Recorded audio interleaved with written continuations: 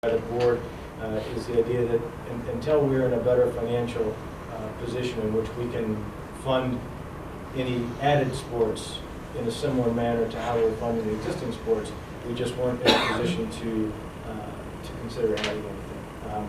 And so we're hoping that we're starting to turn the corner on that. So what I've drafted, and I'll share with you next week, is we would like to put together a survey, send it out electronically to at least grades 7 through 11. Coming out of Athletic Council, our priorities would be to focus on either MHSAA tournament sports and also a new sport offering. In addition to getting requests for to add sports, we get requests to add teams, so to add a freshman level or to add a JV level. And we really, and that may come out of the survey because we'll leave space on there for people to make suggestions. But one of the things we really wanted to focus on was a new sport opportunity. And so my thought would be to send this out to the students' school email address, would send a cover email to parents, making sure that they were aware of the survey, to direct their students to take it. We can monitor it that way students can only take it one time, and then we can take a look at where the interest lies. Currently, there are only 3 sports that we don't offer that are MHSAA school-sponsored sports. Those are bowling, lacrosse, and skiing. Skiing. Downhill. And again, based on the interest survey, from there we can do a cost analysis, look at the logistics of field use, obviously cost, just all the different things that would be involved in whatever sport it was. But we would use the information from the interest survey then to go further on whichever there seemed to be interest to add in, and ultimately, hopefully, be in a position to bring a recommendation to the board to add something. So don't really have a timeline, but I'll share a draft of the survey with you next week. Mrs. Bradford. Thank you. Is it my understanding if you open up a sport, it has to be offered for both boys and girls, or it has to be offered for both boys and girls? In any of these, we have to be conscious of the Title IX ramifications, and in any of these instances that I mentioned, we would, I think, look to add a male and a female. Okay, and it would be just at a varsity, or it doesn't, you could vote on whether you want a JV or varsity, or how you want a varsity or JV, and where it goes, all the different variables. Thank you. I don't agree. Yeah. I meant to go. Mr. Archibald, is it, and I know that the kids are going to be really excited at the prospect of this. Is the letter kind of going to be, couched really isn't the right word, but that, this is an interest survey, and that No decisions. No decision, and this doesn't mean we're going to add something. It just means we're really looking at it. If there's interest, then we'll see if there's funds, and that might be next year or the year after. It's not necessarily, I hate to see everybody being like, oh, we're going to have a team, and then, so. I will try to couch it in as many different ways as we can to lay that out there, and I'll do that in the opening paragraph. Okay. So as you read that, if you think there's something that we should word differently or add differently, but it would be nice to it's nice to even be in a position that we think we can at least start talking about it, yeah. Being able to add. Yeah. So this is not something, are we going to talk about this at committee of the whole? We are.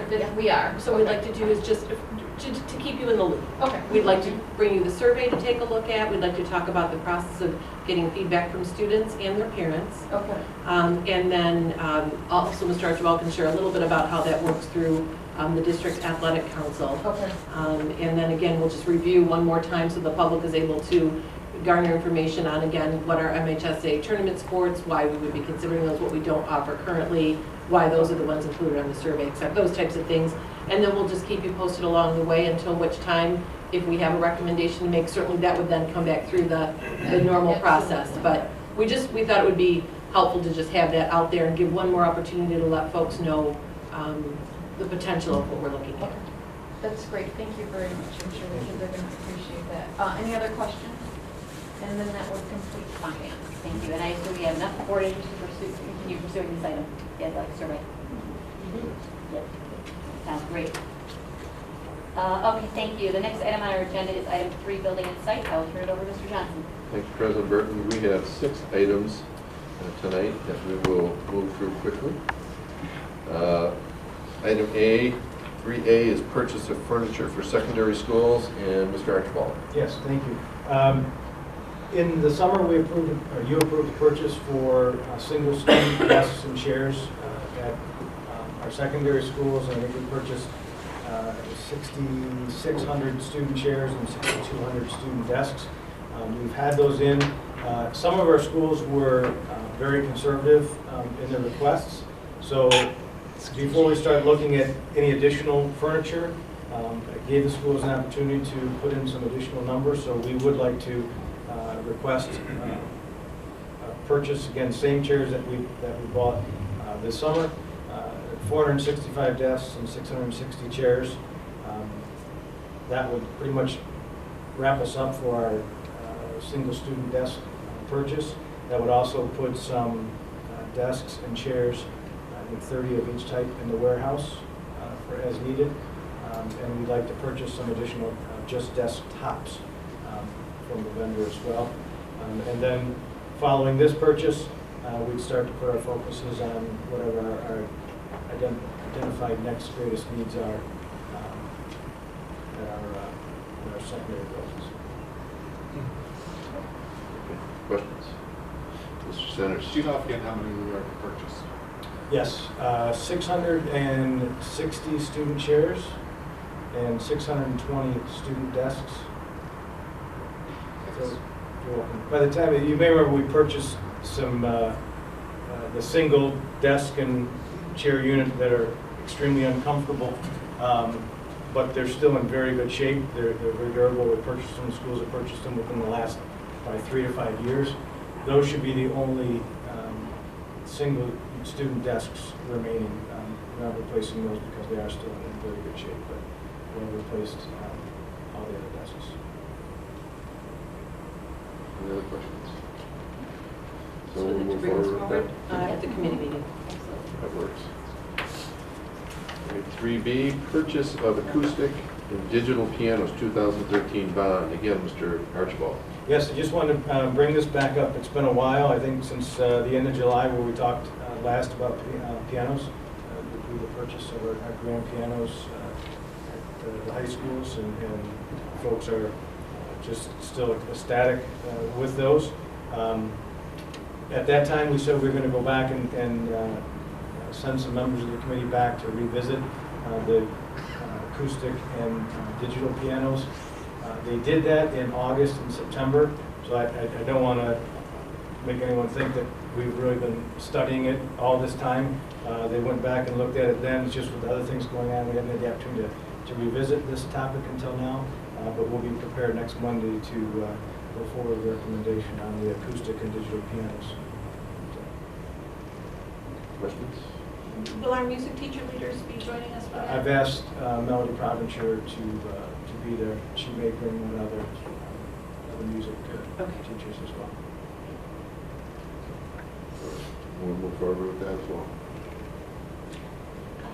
President Burton. Mr. Archibald, those of us who are returning board members from the discussion last year have a wealth of information on this, but can you make sure that the 2 newer board members have whatever backup that they might need for it?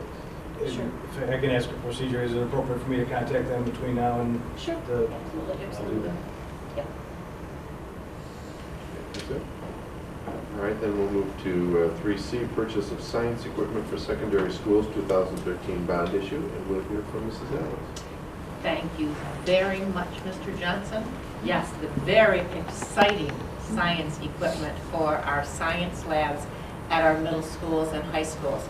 So the 2013 bond includes $800,000 for science equipment for our middle schools and high schools. A committee was formed with representatives from each of our middle schools, so there was a 7th grade science rep and an 8th grade science rep from each of our middle schools. And from each of our high schools, there is a biology teacher rep, a chemistry teacher rep, and a physical science and physics teacher rep. So it's a large committee. They were given the parameters of acceptable purchases that would meet the 2013 bond requirements. They spent several years conducting a needs assessment to determine what their equipment needs were. Once they identified that, then they whittled down the list because it was an extensive list, so they identified their top priorities. They brought in vendors to do demonstrations of the science equipment. And then they had the arduous task of ensuring that each group had an equitable amount of funding. So middle school, biology, chemistry, and physics. Once they went through that process, they then put together an Excel spreadsheet of all of their resources. So not only the resources, but the catalog number, and we presented that to share that with Allison Smith, who has put together the RFPs for the vendors, and we will be ready to bring that to the board for your review and recommendation for approval. Questions? One question, are we talking about physical equipment or consumables? No consumables, because that's not part of the bond, so there won't be any consumables, and there will not be any software programs. So it will be hardware equipment. Much needed. I know our science teachers ask Oh, me yes. often about when this purchase is going to be coming forward, and they did do a tremendous amount of due diligence. I'll tell you, the needs are greater than the budget, as you can imagine. Even though it's a large budget, we're also talking about a large number of classes to be able to equip as well. I think they've made some very, very wise purchases. We asked them to really identify highest need, priority, critical need, and then moving down from there. Would like to have, in the future, would like to consider, et cetera. And this really just captured the highest Their need highest priorities, items. because, as I said, they whittled their list down because it was multiple millions of dollars. Yes. Which some of that equipment, as you can imagine, as you get into some of the higher levels and some of the physics and things is quite expensive. But I will tell you, this equipment is really exciting, what it is capable of Yes. doing. It will really be engaging for our students. It will absolutely enhance their science learning tremendously. We're excited to bring it to you. Great. Any other questions? Well, if you send you pictures, Sheila. Please do. Yeah. All right, then we'll move to 3D, purchase of maintenance and custodial equipment 2013 bond. Mr. Francis. So all I wanted to bring to you at this point was, out of the bond, we have a bid that we'd like to go out to. So we've been waiting to kind of get your go-ahead with that at tonight's study session, and with your approval, we'd like to put that bid out on the street for some automatic scrubbers and carpet extractors. This isn't nearly, she laughed already. See, she had all this, the fun science equipment, and then she just walked away when I started talking about carpet extractors and automatic scrubbers. But, so we would like to put out for bid 6 ride-on automatic scrubbers, 5 stand-on automatic scrubbers, 5 stand-on, a little bit smaller, 20-inch versus 24 automatic scrubbers, and 10 carpet extractors. These are planned out of the 2013 bond. So is it okay to put that out? Questions? So for our new board members, so next week when we cover this at the committee meeting, Mr. Francis will share a little bit about how this equipment is, how it's utilized and, at which schools, or not at which schools, but, where we would house some of this equipment, the purposes for it and so on. So really, this is a matter of saying, are you comfortable with us moving forward? Just procedurally to touch base with our 2 new board members. This is to say, here's what's coming, and then you'll get in your packet this Thursday actually, I don't think it would be, because we're just gonna put it We're just out putting it out to bid. So this will probably be a March deal. Okay. We wanted to give you the heads up, get the go-ahead to put it out for bid, and if you're good with that, we'll get it out in the street, and then once we have the bids in, we'll start over, and I'll bring it to you to the March set, which I don't know if it's late February or early March, that study session, and start the process with actual numbers, because we don't have numbers yet, as far as dollar amounts. Yes, sir. I was just curious, thinking with the bond renovations, we have probably a lot less carpet than we once did, but we still have a pretty significant need for scrubbers, you think? The scrubbers are for the hard, yeah. Okay. I want to say hardwood too, it's not hardwood. The VCT. The VCT, yeah. The carpet extractors, what do they do, Phil? I believe they're painting the carpets. It's a carpet cleaner as opposed to I think something that tears the carpet up. Right, not removal, but extracting the dirt, et cetera. I don't have the spec sheet on it, but I'm envisioning something akin to a steam clean type of. Gotcha. So the other ones are sized based on the school. So the largest one, the 34-inch ride-on, is for the high schools and middle schools, which have wider halls, longer halls. And then it starts to come down with the upper elementary, the larger K4s, down to the 20-incher, which is for the smaller K4 buildings that we have, square footage wise. Any other questions? Well, that just got us all interested. I know. Yeah. See no evil. She was, Liz, You might not know offhand if the scrubbers have the capacity for waxing as well? I don't have specs on any of the information. This was, at this point, Mr. Lau, the Administrator of Facilities and Operations, simply asked if he could bid out some items that they're in need of. So we thought we'd get that ball rolling with you, and then he will put together a bid spec to go out to the companies. And I can certainly share that with you once we have the bid spec. Thank you. Yes, thank you. Are we replacing current scrubbers and extractors, or are you, that, I guess, is that what we're doing? Or we already have them and they're just old? I'm sure that some of it is a replacement and some of it is perhaps adding to the Okay. to the stock. And we'll have all of that detail when we bring Yeah. back the actual So, bid spec. So but this is any- really just to say, we're going to go out and get information and Okay. then bring it back to Yeah. you. So anything you Sure. have, though, we can bounce the information, but this time I don't have Okay, the specs on the bids because we haven't bid it yet. got it. Just a procedural question. Do we have to approve you to make the bid? Like, will we vote on that, or is that No, just? no. Okay. This is an FYI. Yeah. We will not see this again until you. Yeah, until we actually get Yeah, maybe. hard numbers. Okay. So we have a February 27th study session, so I would anticipate we would bring that preliminary information to you, have more information about where is this, as we did with the trucks. How many trucks do we currently have? What does this replace? How old are they? That's the type of information that we'll share with you at that time. Then it'll go to the committee meeting and then to the voting meeting. Yeah. So No, that's great. These are the meetings to figure all those pieces out, so good next study questions.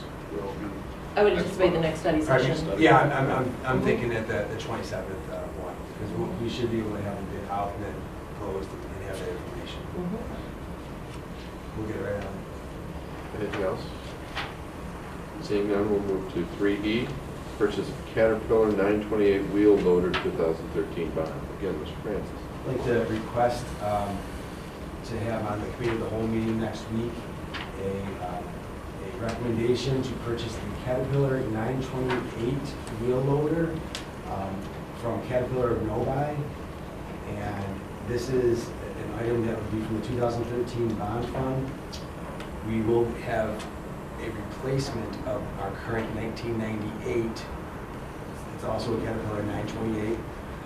It is 19 years old. It has been costing us general fund dollars to keep it going. So we're looking to trade that in. So we would be literally one-for-one replacement because they will give us a trade-in value. And then, so we're looking at a trade allowance of $35,000. The 2016 Cat 928 would be $134,530.76, which would give us a total price after the trade-in of $99,530.76. So I think I like to bring that to the committee as a whole. If you have questions that you think of, I do have pictures of our current one. Can we at least ask what we do? Is it Yeah, like what for is the it? salt It's, and stuff? yeah, they load the snow, when they have to push large amounts of snow, they can load it up and put it into a truck. It's a, It's a exactly what you think, it's the giant tire, big yellow loader. Okay. Right. I actually have the pictures of our current one, Mr. Wayne Roberts took for me, emailed, so if you want, we could always put that electronic package if you like, and we'll get the specs, et cetera, for next week to all discuss. Any other questions? Okay, we'll move forward with that as well. Last item, 3F, relocation of Western Wayne Skill Center program, Secretary. So I'm just going to share a little bit of background information. So as you know, I've shared with the board that by March, we would be bringing to you a recommendation for relocation of the Western Wayne Skills Center. As you all know, the board voted on December 19th in a separate motion to relocate the programs currently housed within the Western Wayne Skills Center, which is the old Ford building on Ann Arbor Trail. And so in order to work toward that recommendation by that date, we want to start with some information with you this evening. Dr. Terrell is going to share a little bit about gathering information from the stakeholders involved, so students, staff, parents, administration, etc. And then a little bit about the timeline as we bring that forward to you. So really, as you know, we started that conversation as part of the district enrollment and building use committee led by Dr. Terrell and Mr. Archibald, and we did have a member of the Western Wayne Skills Center staff on that committee who was able to really give us quite a bit of insight, in addition to certainly Dr. Terrell's expertise in working with those programs. And so I'd like her to share a little bit about the information that has been gathered thus far, an option or two that we've really taken off the table at this point, and then she'll continue gathering information throughout this week, and then we'll bring recommendations forward to you beginning next week for your discussion over the next few weeks. Dr. Terry? Thank you, Superintendent Oquist. So just to fill you in on some recent meetings that have taken place, so I have met with administration and the staff at the Western Wayne Skills Center in late November to talk about the building utilization process and what was going on there. We also had the meetings that we held at Frost and at Riley as well, that some of our staff members attended and were able to provide their input. A staff survey was sent out to all the stakeholders at the Western Wayne Skills Center, in which they were able to provide us with information on what their priorities are. And then I also had the wonderful opportunity this afternoon to meet with parents and students of the Western Wayne Skills Center and also the Ford ASD program to hear what their input and their priorities are in regard to the program. As Superintendent Oquist spoke about, one of the main topics we are discussing is where the relocation will take place. As you know, in the building utilization PowerPoint presentation, there were 4 areas that we were looking at: Perrinville, Cass, Garfield, and then C Hall at Churchill High School. In speaking with all of the stakeholders, the students included, we are taking C Hall at Churchill High School off the table, as none of the stakeholders thought that that was an appropriate placement for our 18 to 26-year-old young adult program. So I just wanted to make sure that you were aware that that was one recommendation that we are going to be taking off the table. Again, all the stakeholders that I have met with and that administration at the Skills Center and Ford ASD met with did not like that option, as they felt that their students needed a young adult program elsewhere. So again, taking into consideration all of their input and their priorities, I'd like the opportunity to meet again with building administration and the ASD program over there to have more discussion about what those priorities are, so that when I come back to you, I'll have a list of exactly what they are looking for. And I just want to reiterate, as I did to the parents and the students today, that their services follow them. If they have occupational therapy, if they have physical therapy, speech and language, those supports obviously travel with them. So we don't even have to talk about those because those supports follow them. Thank you. I think additionally, just to add a couple pieces, thank you so much, Dr. Terrell. I think some of the other folks I know that you've been in contact with, and our district administration has, our transportation department, our operations department. So some of the things we need to look at our pieces of transporting students and as well as the facility itself. So buses coming in, buses, loading and leaving, and elements of the community where we can best service our students, to give those opportunities out in the community for them. So I appreciate the due diligence that Dr. Terrell and her folks are going through to not only garner information from the people currently in those programs, but also our district departments that service the school and how that may impact. So I think we'll have a lot of good information to share with the board next week. So we'd like to continue that process and share that. We will have information to you, and then you can determine at that time if you'd like to move forward or whether or not you'd like additional study completed at that time. Yes. Are we trying to keep all the programs together, or is there any thought of splitting them up? Both our young adult programs, 18 to 26, the Western Wayne Skills Center, and the Ford ASD program, keep them together is ideal. They share resources, they do peer supports back and forth, they sometimes share classes, so it would be very important to me, and I believe if you spoke with the parents, it's important to them to keep the two programs together.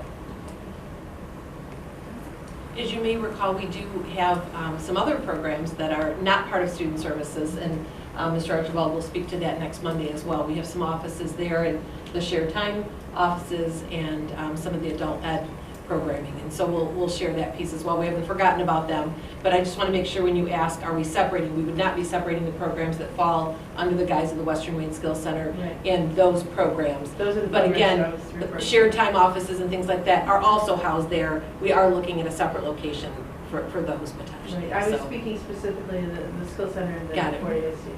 Yep. Mrs. Frank, That's actually. you have a question? President Burke? I just wanted to point out that one member of our community had questioned why we were discussing this in January if has been said all along we're going to have a decision in March. This room largely knows, but for the benefit of the public, this is the normal process in order to have a decision in March. These things come up at least a study session and at least a committee of the whole before they would get to a voting meeting. So this is not changing that timeline in any way, shape, or form. This is the normal process in order to have a decision by March. Thank you, President Burke. Anything else?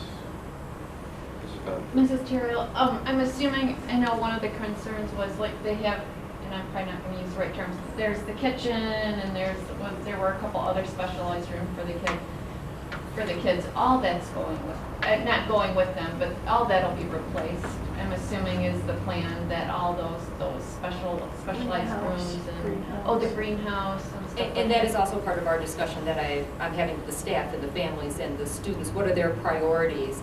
For example, the wood shop is a huge priority of the students. So if it wasn't, that's another story, but the wood shop, greenhouse, those type of things, those items would be coming along. So that's being taken into consideration on whether or not the new facility can handle all those requirements. Oh, yes. Anything else? Okay, we look forward to further information, and that concludes building and site, President Burke. Thank you. And all of these, as we've said, these are a first glance. I assume that the board is okay with administration proceeding on with all of these items. Is there any items the board is not okay with proceeding on with? Okay, thank you. Next item on our agenda is personnel, item 4, and I will turn it over to Mr. Centers. Thank you. Mrs. Oquist, are you going to address this? Okay. It's a timeline for administrative appointments. Yeah, so just a quick note, I included this in your update last week. Mr. Winery could not be here this evening, but as I shared with you, we will be bringing forward recommendations for our cabinet vacancies to you at our February 13th Board of Education meeting. And certainly we'll have that information, as always, for our new board members, we'll have that information in your packet the Thursday prior. And we look forward to bringing those recommendations to you. From that point in time, we will, if there are any, as you know, we have school closings, and so we have some principal assignments to make as well. So Mrs. Scott is certainly working very closely with Mr. Winery and members of the elementary program department. And those recommendations and those assignments will be shared with the community following those administrative placements. So we'll work on that through the end of February. questions? Okay, so, regular meeting, 2:13? Is that what- Yes. Yes, okay. Back to you, Mrs. Burke. All right, thank you. The next item is item 5, Curriculum Committee. We'll turn it over to Mrs. Bradford. Okay, thank you, Mrs. Burton. We have 3 items to discuss tonight. The first one is 5A, a review of school accountability scorecards, and I'm going to turn it over to Mrs. Alice. Thank you very much, Mrs. Bradford. I am thrilled, as one of my last board sessions to attend, to be able to share with you the school accountability scorecards from the Department of Ed for the, based on last year's data. And so on January 20th, the state released the school accountability scorecards, and they were accessible through the My School Data Portal. I had created a communication for Mrs. Oquist outlining how to access the data in the My School Data Portal, and an explanation of what was presented on that portal, and then a 1-page summary of our school's scorecards. You have all of that information in front of you. So if you will turn to the last page in that handout and pull out the 1-page summary of our schools and our districts, I will walk you through a synopsis of the information that is there, and then respond to any questions that you might have. Several years ago, the State Department created what I call the dashboard of data. It is a color-coded point system accountability scorecard that takes into account various pieces of student data, predominantly based on student achievement data. But then there are some other pieces of data that are included, such as graduation rate, attendance rate, compliance with state requirements to submit data that pertains to school improvement, that pertains to teacher-student data link, and teacher evaluation labels. So I will go through all of that, and I'm going to begin on the right-hand side and move to the left-hand side. So what you see on the right-hand side are a list of our schools in alphabetical order, and then at the bottom is our district score. As I said, the state uses a color-coded system, and so in your packet, if you turn to the last page in the packet, you will see the color codes listed and the overall percent of points earned in order to receive that color. So you'll see that green is if a school or district attains 85% of its points or higher, and then through lime, yellow, orange, and red, with green being the highest and red being the lowest. The total number of points earned are based on the number of cells in the portal in which a school or the district has a color green. Color green means that you met whatever criteria is listed for that cell. If you have a green cell, you get 2 points. If you have a red cell, you get 0 points. Now, if you will jump with me to the middle of the chart where it says English Language Arts, Math, Science, and Social Studies. This is the area in which the highest number of points are earned.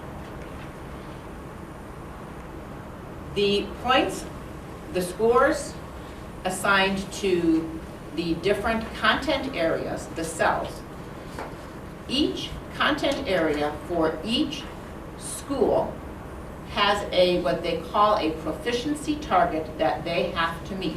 It is an individual target for each content area for each school. The expectation is that students will meet that proficiency target. I want to separate proficiency target for proficiency because they're 2 different things. It's not the percent of students who are proficient, but it is the percent of students. It's whether or not the school meets its proficiency target, which is the percent of students who are proficient. Let me give you an example.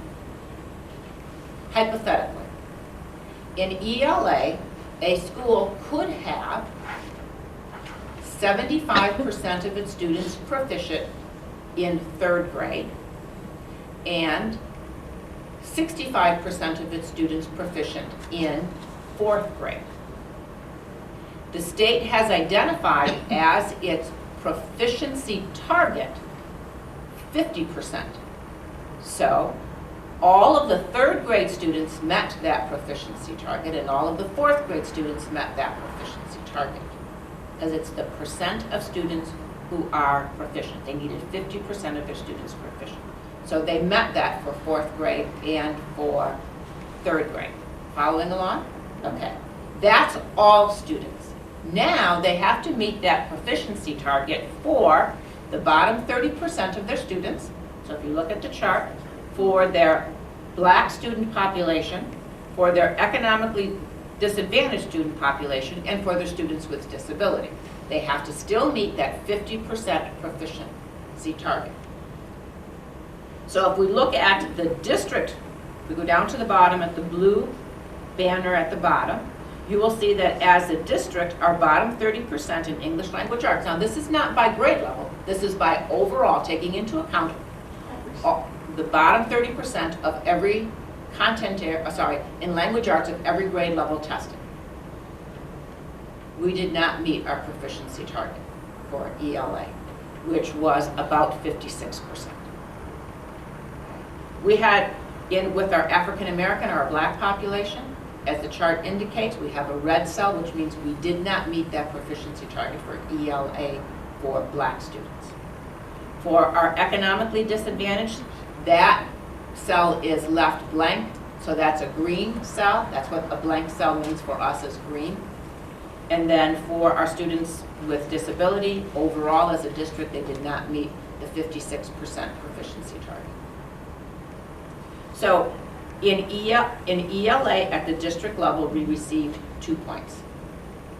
And you can follow that same pattern for mathematics, for science, and for social studies.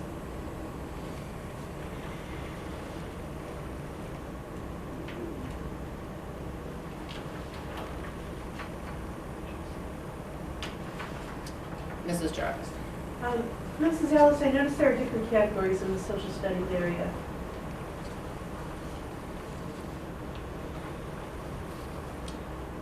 Yes, and I have to apologize for that. I have to apologize for that. It should say bottom 30%, it should say Black, it should say students with disabilities, economically disadvantaged, and it should say students with disabilities. So we'll just shift those, my apologies. That's okay, thank you. I guess I looked at this so many times, I never even noticed it.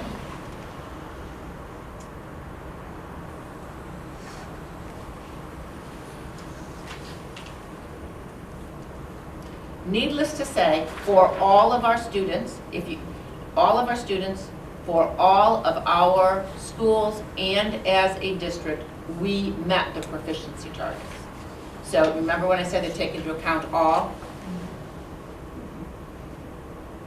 That's the first one. That's the one where we met across the board, all schools, the district, in all 4 content areas. So if you don't have any more questions, I'm going to move on to the different categories that are on the page. Otherwise, I'll answer any questions that you have about the subgroup data. And by the way, a subgroup is 30 students or more. Regardless of whether you have a population of 2,000 or you have a population of 200, the subgroup population remains the same. It is 30 students. Mr. Centers. Oh, I'm sorry. I think I was supposed to let Mrs. Bradford call in. Oh, Mr. Centers, thank you. Just one category, NW. Northwest Trainable Center. Mrs. Oh, Jarvis. Mrs. Jarvis, thank you. You said that the subgroup has to have a minimum of 30 students. What happens if there aren't 30 students? Then they are not considered a subgroup, and they are, there aren't any points awarded, nor are there any points taken away. It is just not considered a subgroup for that school. Do we have any situations like that? Yes, we do. Yes. For instance, Let me some tell you, elementary schools the allow- smaller the school, the less likely it is that they are going to have some of our subgroups. The more homogeneous, I'm getting to my endpoints, the more homogeneous the school, the higher the score color as well. The more diversity you have in your school, the harder it is to reach those proficiency targets. Sure. Mrs. Yes. Thank you, another question. The bottom 30%, is that the bottom 30% of that particular school, or is that some other standard?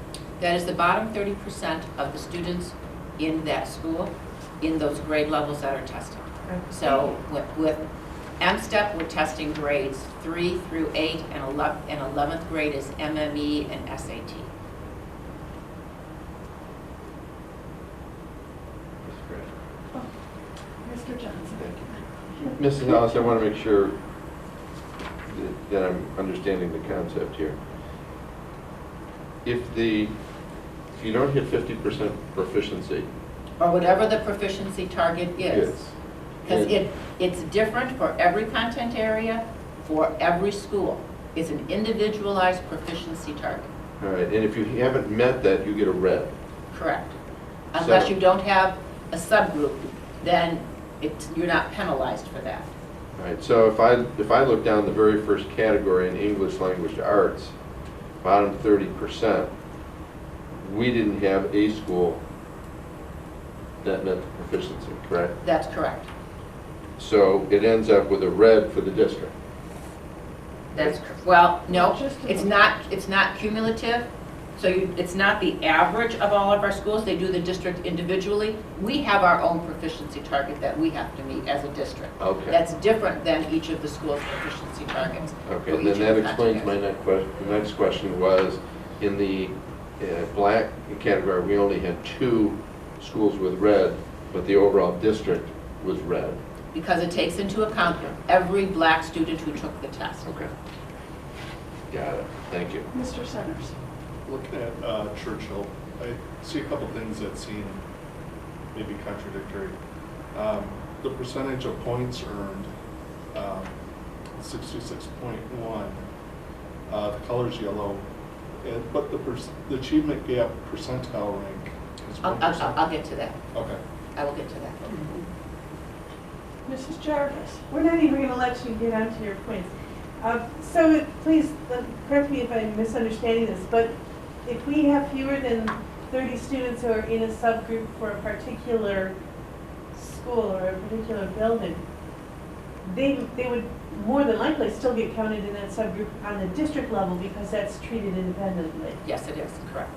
Okay, thank you. Any other questions?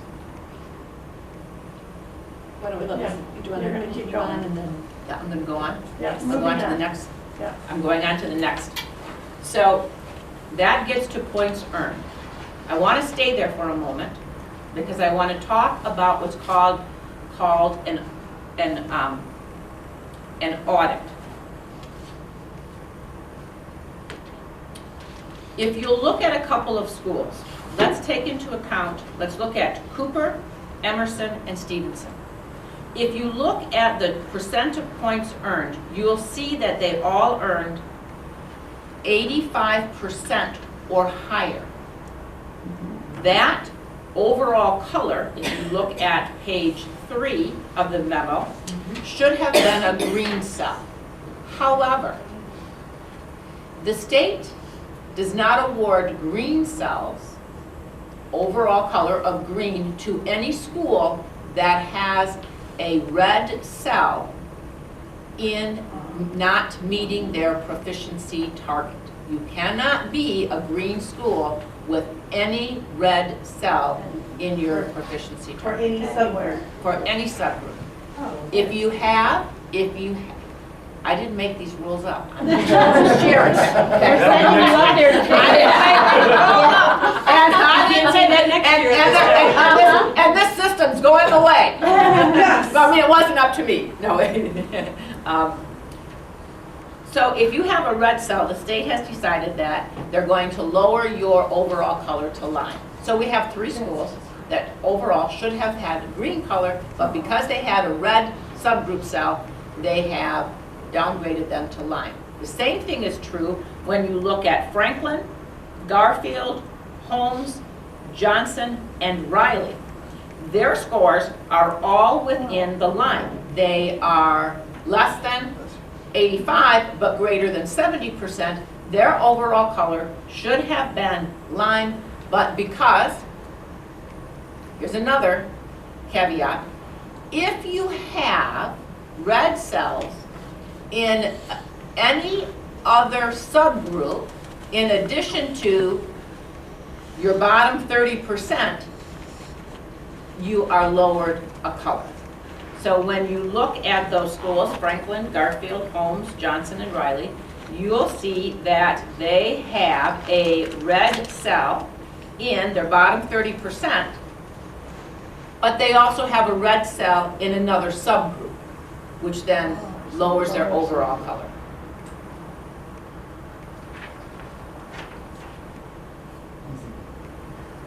Brandon. Oh, Mrs. Burton. So Mrs. Alice, I've stated this in previous meetings, and it just needs to be stated again. So our students with disabilities, who we try very hard to put into as many general ed classes as possible and to encourage them to succeed in a general ed setting as much as possible. It needs to be noted that some of our schools that are excellent schools for both our general ed and our special ed students are knocked down a grade level or a point level or color level code.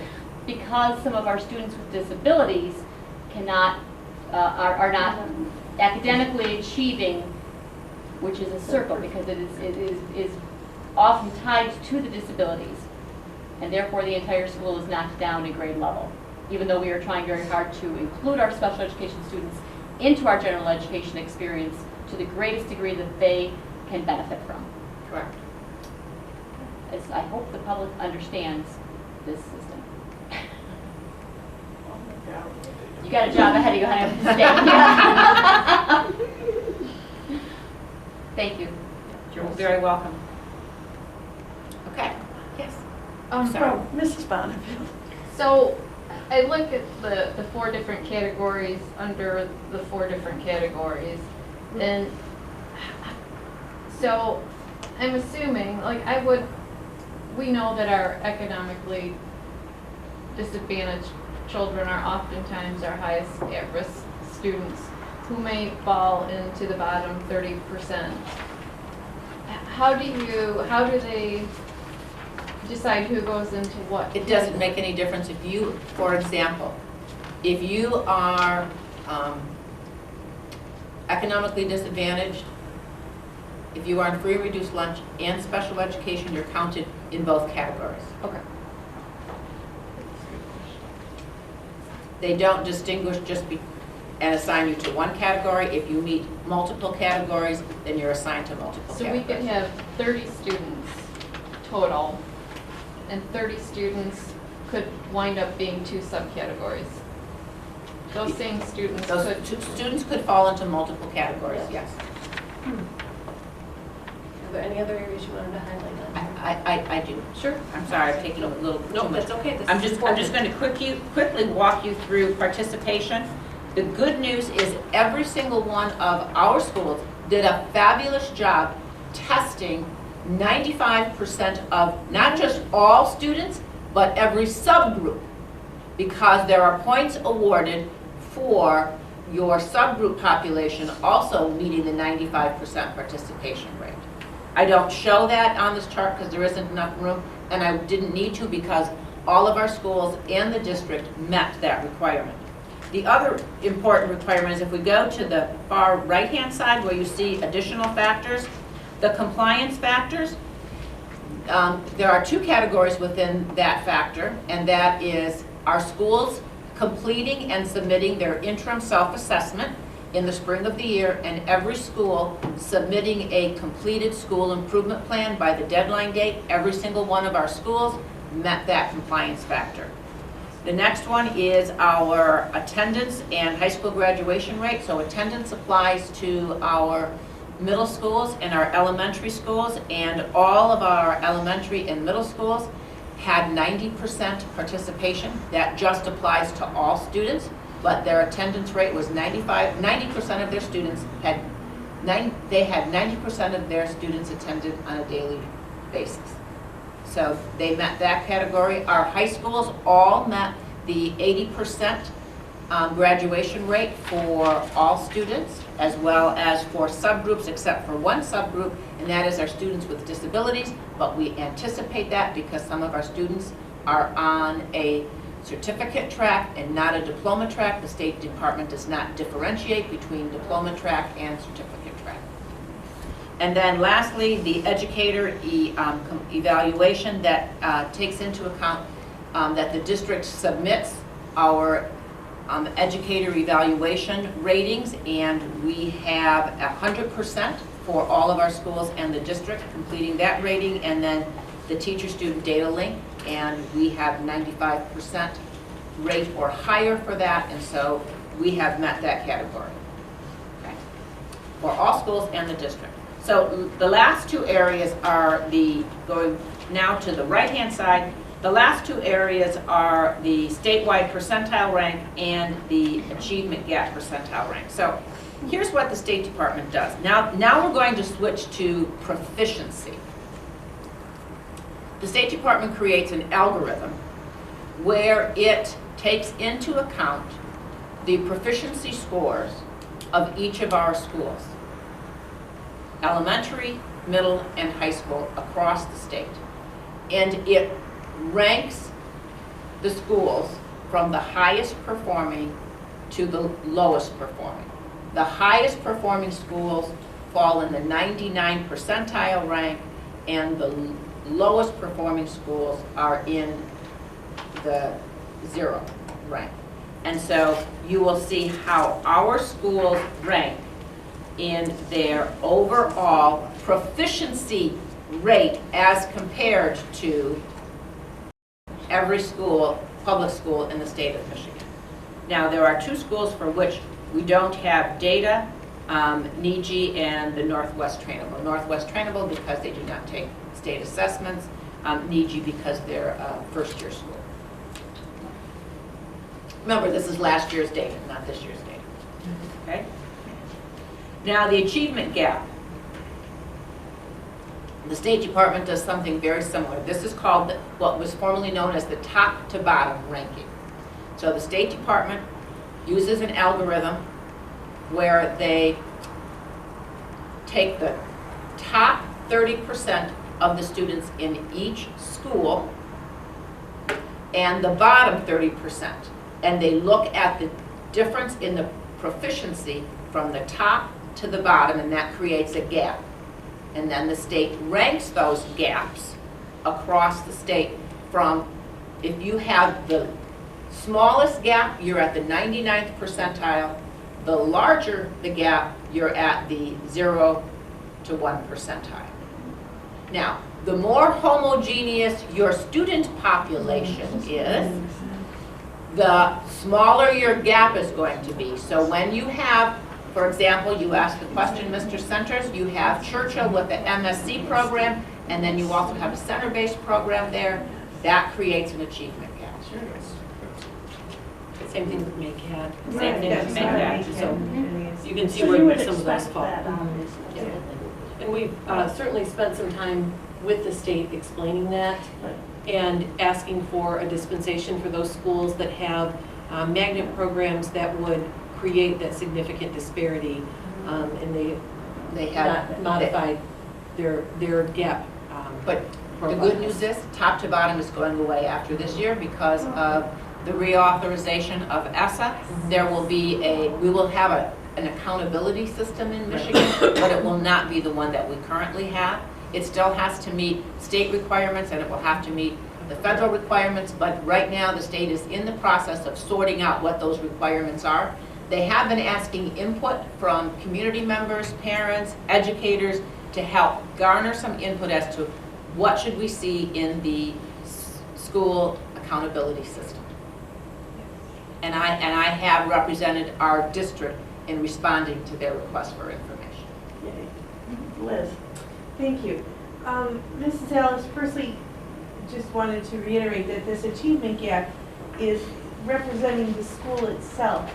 But we understand that that's kind of an artificial number because of the structure of our schools, where we may have an accelerated program and a program for center-based students with students disabilities, a program. center program, in the same building.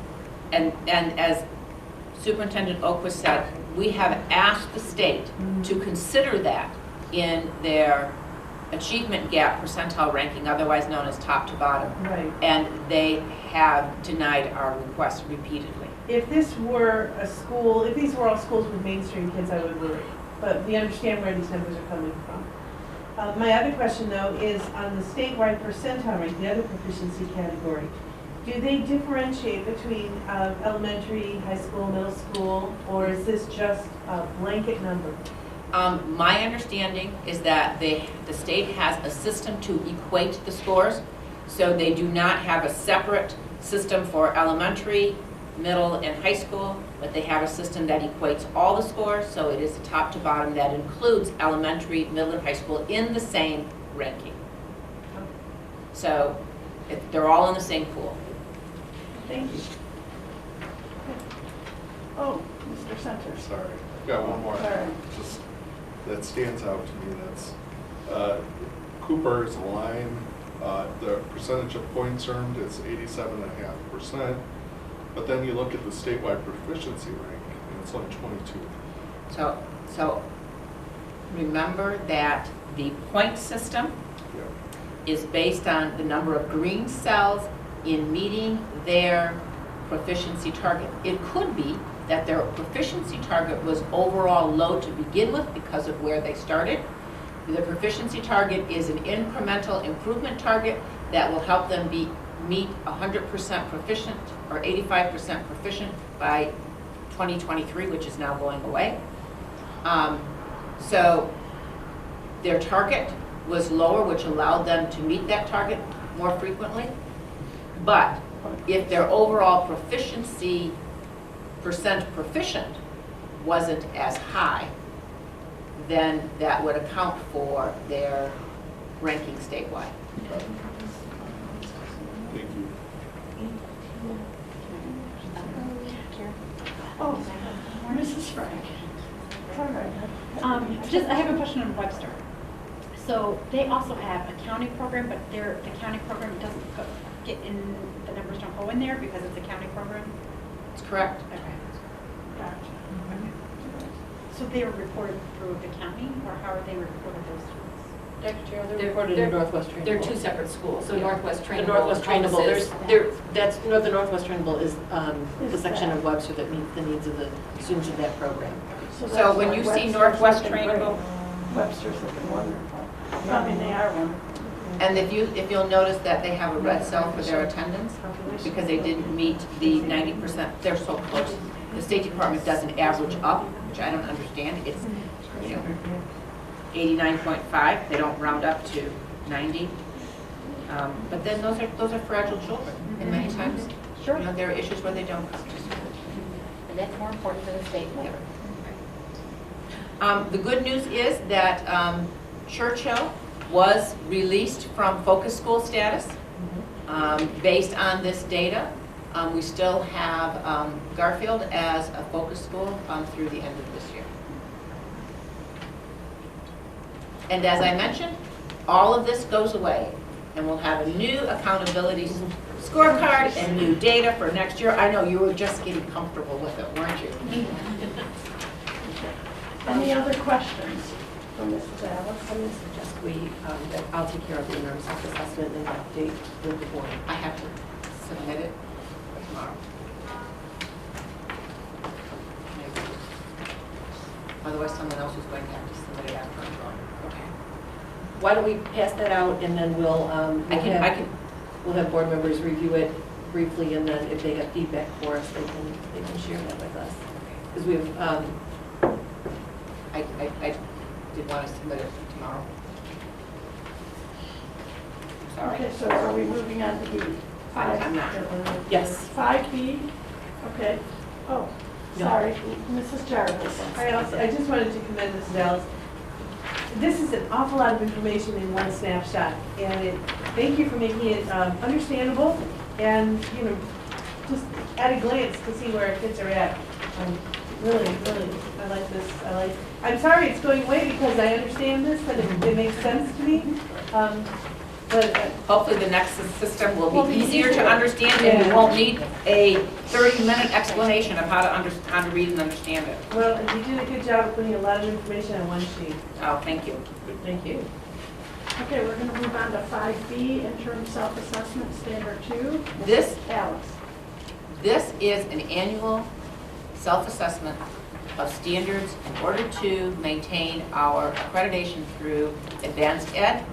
Standard number 2 is on governance and leadership. There are 6 indicators within this standard. 3 of them pertain to the Board of Education. Every year I come to the Board of Education and ask for your feedback on these 3 indicators. You, as a board, have moved up the rankings chart where you have rated yourself at the highest level over the past couple of years, and you have given me feedback on the evidence to support that rating. If you will just take a minute and look through it, and if there are any questions or changes, I'll be happy to note them. If you are satisfied with the data that is provided, I would be glad to submit this on your behalf and have this standard and this document submitted to Advanced Ed before my departure tomorrow. I would say, from observing the board in their interactions with each other and their governance and leadership, I'm sure Mrs. Oakwith would agree that you continue to maintain your status at the highest level. So what you would do for those of us that are new to this is very familiar to folks who have been on the board. You look at the indicator, so for instance, indicator 2.1, and there's an opening statement, and then underneath there are 4 different levels, 4, 3, 2, 1. You see that Mrs. Alice has marked the level at which the board rated themselves the prior year. And then after that, you will see the evidence that supports the ranking at that, for that standard. So why don't you take a few minutes to take a look through the indicator, the option that was selected last year, and the evidence. And then the determination you would make on those first 3 is whether or not you feel that the board has declined in any of those areas to move down from a level 4 to a level 3, or if you would remain in a level 4, and then if there are any other pieces of evidence that you think should be included that reflect your status at that level. So again, just those 3 indicators are in relation to the board. So why don't we take a few minutes. You're looking at 2.1, which are the first 2 pages, 2.2, and then 2.3.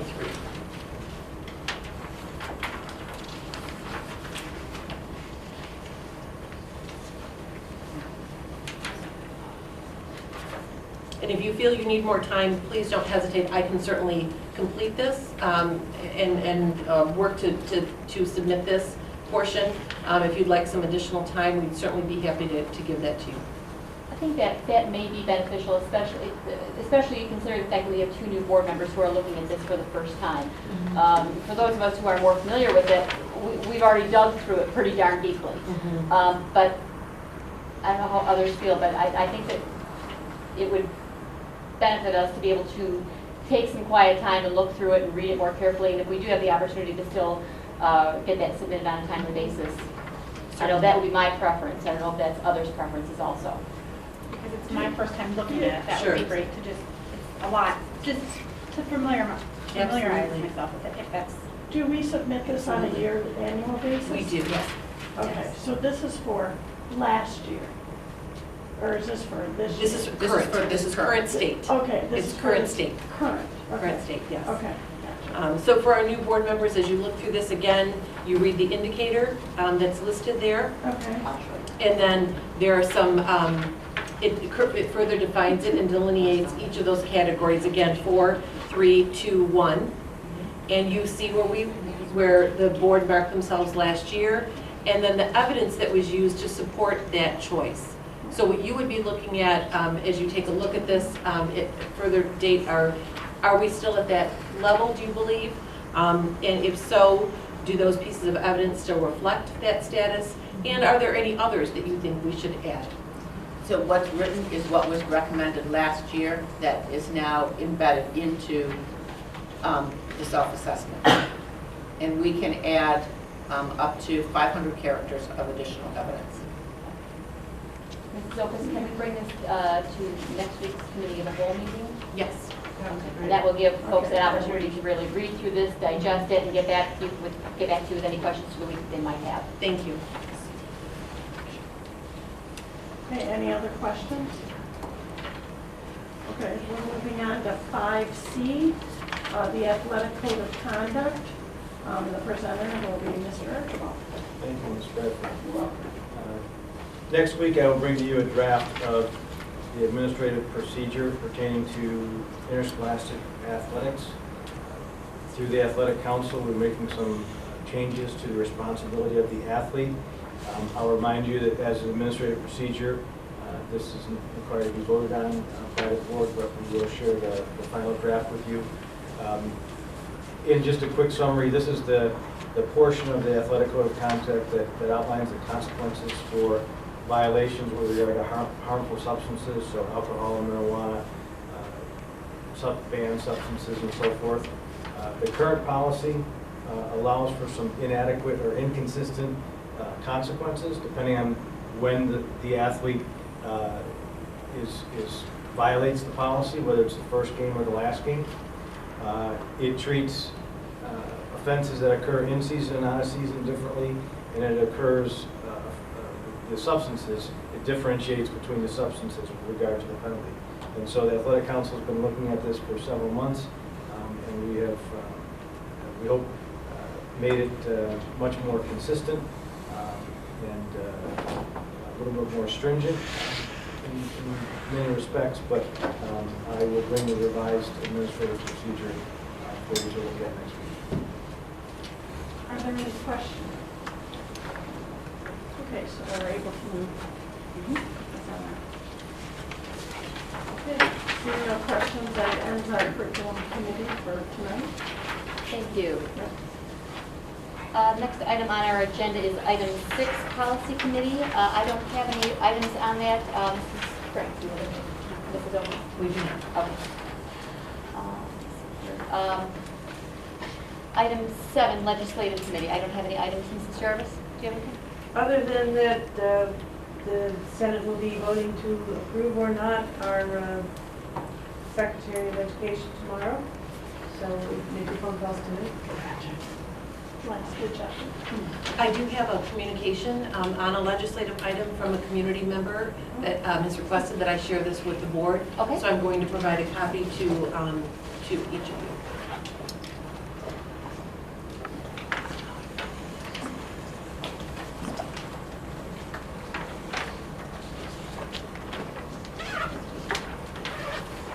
Anything else under legislation for tonight?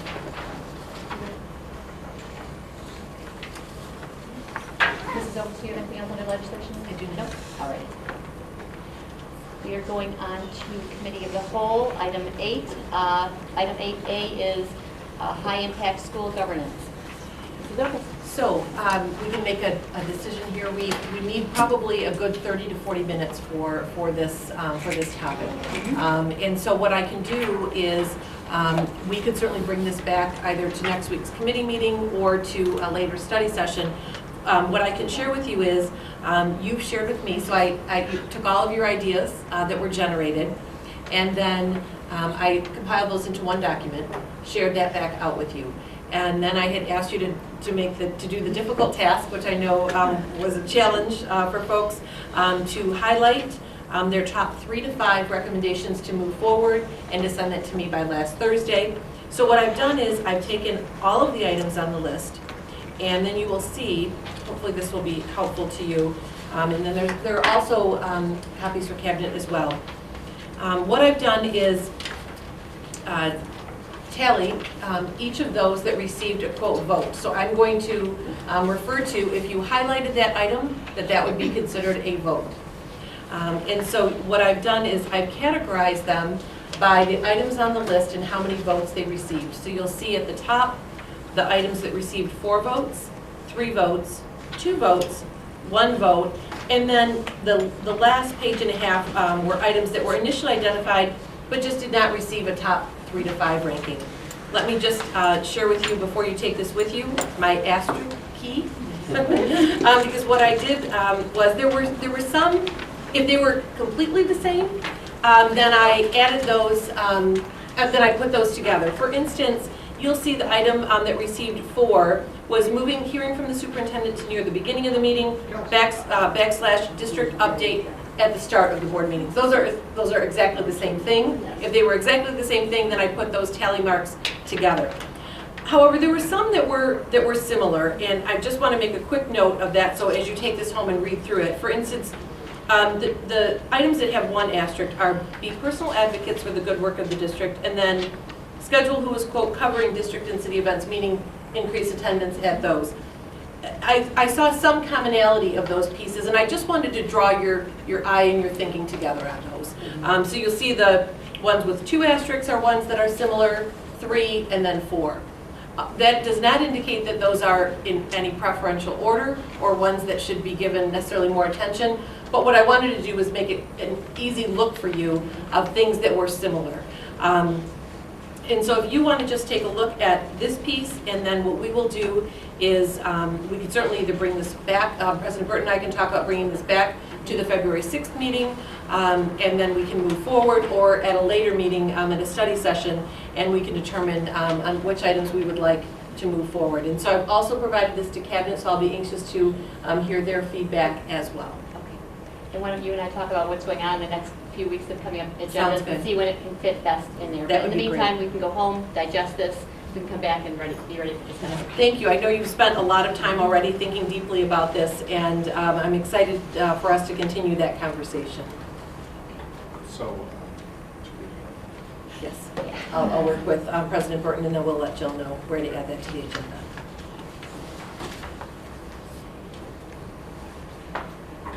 That brings us to item 8B, transitioning our school communities. It is my pleasure this evening to welcome Ginny Winters back to our district. We are blessed to have you be able to come in periodically over the years and help us out with so many transitions. Ginny, this is our board and our cabinet. Welcome. Welcome. Hello, everyone. Yes. I feel I'm at home. Yes. I'm going, if you prefer to sit, I'm going to. Let's make it very conversational. Is that my name down there? It is. Yeah. I don't Go right recognize. There's the young lady here. Yes. Aren't you student services? Yes. All right. Yep. Sometimes I don't get the names, but I get the faces. So let me just take a quick, do you mind if I Sure, just please give do. a quick, Go right ahead. intro to our friend Ginny Winters. So some of you may recall working with Ginny as we transitioned our school communities and merged school communities previously. And Ginny is one of the just premier educational consultants that works with the districts in Wayne County through Wayne County RESA. Her title currently is Equity, Culture, and Engagement Consultant. That's a mouthful, Ginny. It is a mouthful. That's a mouthful. And so what she's going to be doing this evening is spending some time with us talking a little bit about leading through change and transition. And one of the things we are very fortunate to have is Ginny's support and assistance as well in working with members of our district transition team, who you know met for the first time last week. She will also be meeting with all of the executive boards from the 7 schools impacted with relation to the school closings, either sending or receiving schools, on February 21st. And then she will also be meeting with the administrators of those schools on March 6th, in addition to meeting with the board. So one of the things I think we had shared with you was our strong and unwavering commitment to a successful transition for our students first and foremost, for our staff, and for our community, our parents, our greater community. And Ginny is a big piece of supporting us through those elements. And so I had asked President Burton if she thought the board would be interested in having Ginny work with us for a little bit of time this evening. I see lots of heads nodding. Many of you remember working with her over the past years. And I will try to keep focused as I pass these delicious cookies. Yeah. And so we are so thrilled. I shared with the district transition team that Ginny is truly one of the most informative, engaging, and meaningful presenters and most impactful presenters with whom I have worked throughout my entire time in education. We are so privileged to have her back in Livonia Public Schools, and so happy to have you with us here this evening. It's always my pleasure. I have to say that I do brag about Livonia where I go across the county. When we did this first transition work, it was so powerful to see how we can come together to support our schools, our staff, our children during times of transition. And certainly these are times of transition and challenge for us. And so therefore, it's my honor and my privilege to be here with you. I want to just say a little shout out to Sheila, because I know you'll be going, and while I'm hurt that you're leaving Wayne County, I am thrilled and my heart is encouraged that we will have an instructional leader in Lansing. Praise the Lord and thank the I'm just so pleased that, congratulations to you. And this is a voice that we need to have, who understands instruction and can really put that forward. So it's not about just the politicians, it's about instruction as well. So I salute About you. the kids. I Why we're salute here. you. I am Thank you. so pleased. I'm so very pleased. You should all have a packet, and I see them at the end of the table, so can we pass those out? Is there anybody, you should have them at your spot. Oh, And then did we'll you? pass them out to the Okay. cabinet. Mhm. And I have the PowerPoint for you. If you'd like to take notes, you're welcome to do that. And then these two pieces are really workshop pieces that we'll use. We'll start with this one, okay?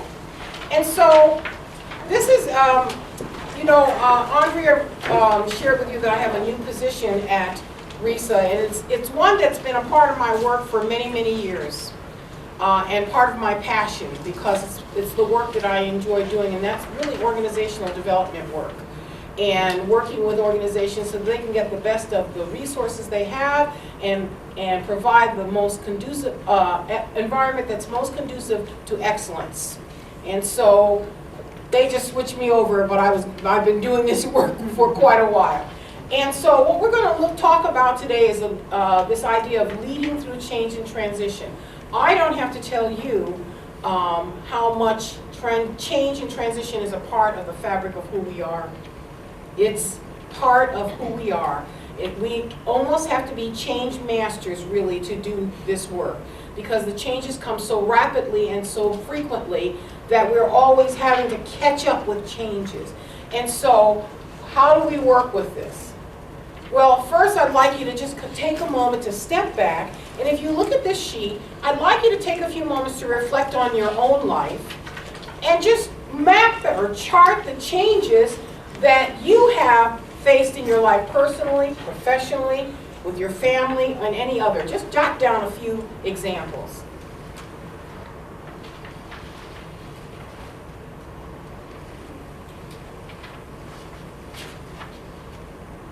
Need help, Sheila?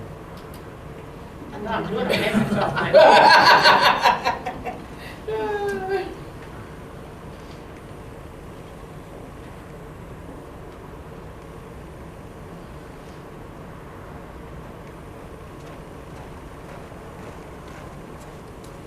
Is Jill here? No, Oh, I just wanted to thank her for getting everything ready, so I'll send I it will to let her know. Okay, I'll send her a note as well.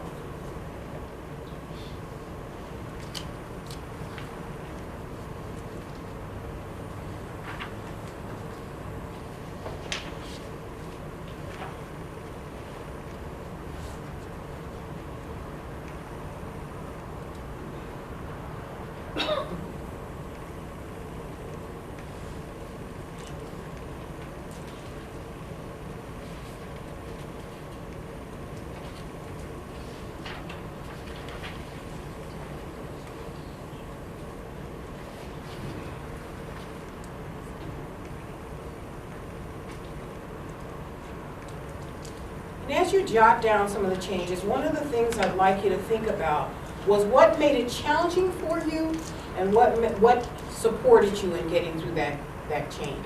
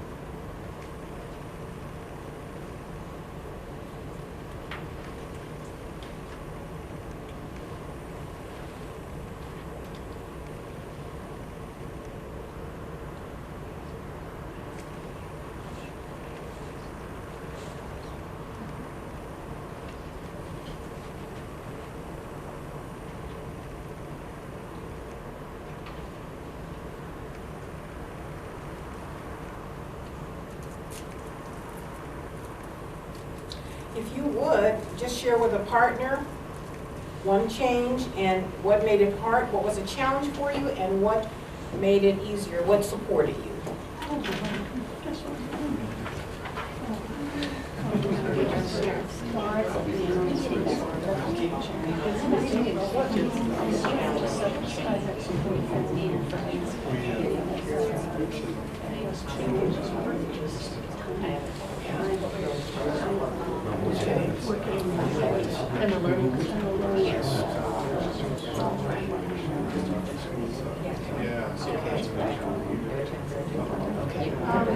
Well, I did that too, I put down community. Yes. I think it's changing more just when it Yes, stops yes. working. That's right.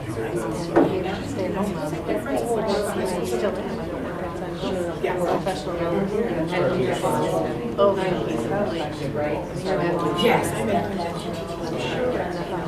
So, I put down future work because I can't see me volunteers there. So I have to think about where I want to go and how you're going to. Yeah, and it's going to be so much, and I don't think it's going to be this challenge. So, I don't know what I did down. The last time I did it, I was building databases.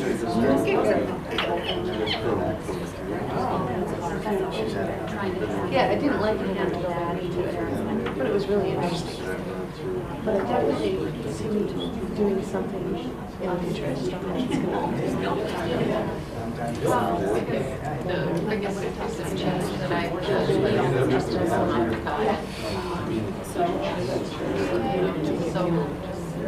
You know what I mean? knowing that he's in a great place and, that would be for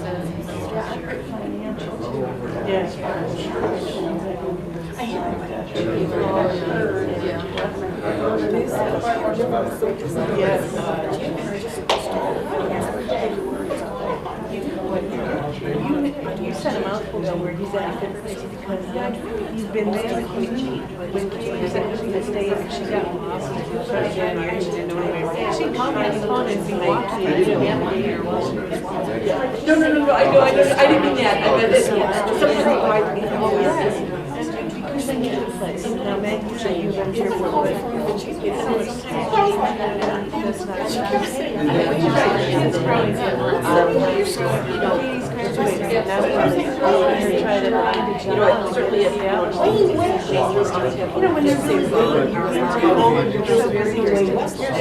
still busy taking care of this, but changing what it looks like.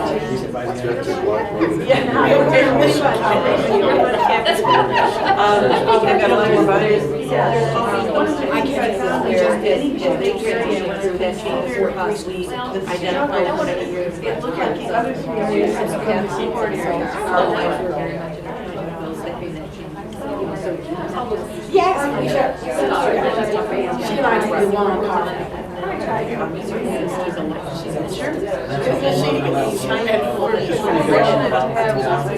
I know that That's a year from the change.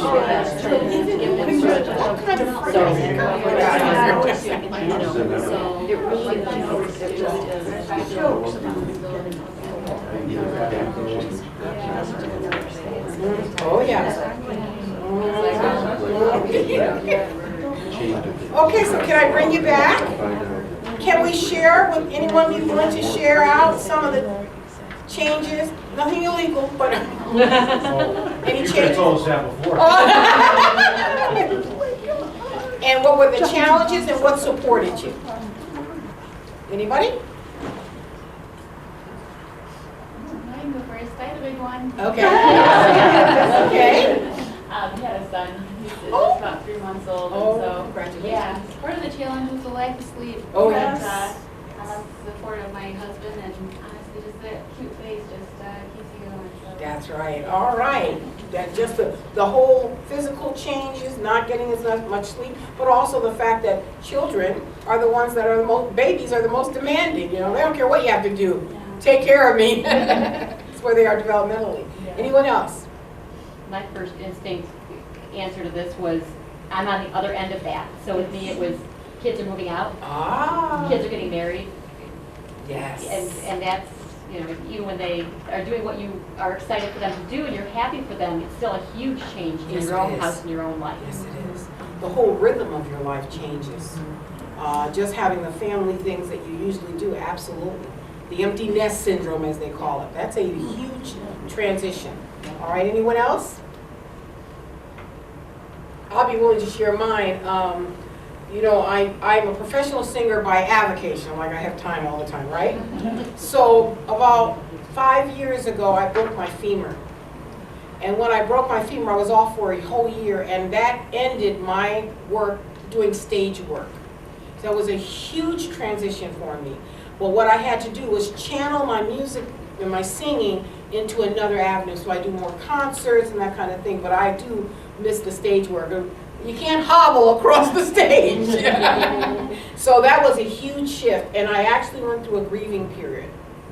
So that's part of the things that we're recognizing when we're leading people through, that there is a grieving process. Okay? All right, so what we want to do is look at the difference between change and transition. We're going to look at 3 phases of transition. We've had an opportunity to kind of reflect on a personal experience, and I'm going to invite you to use that as a backdrop as we walk through this. And then we're going to look at some leadership strategies to support this district change.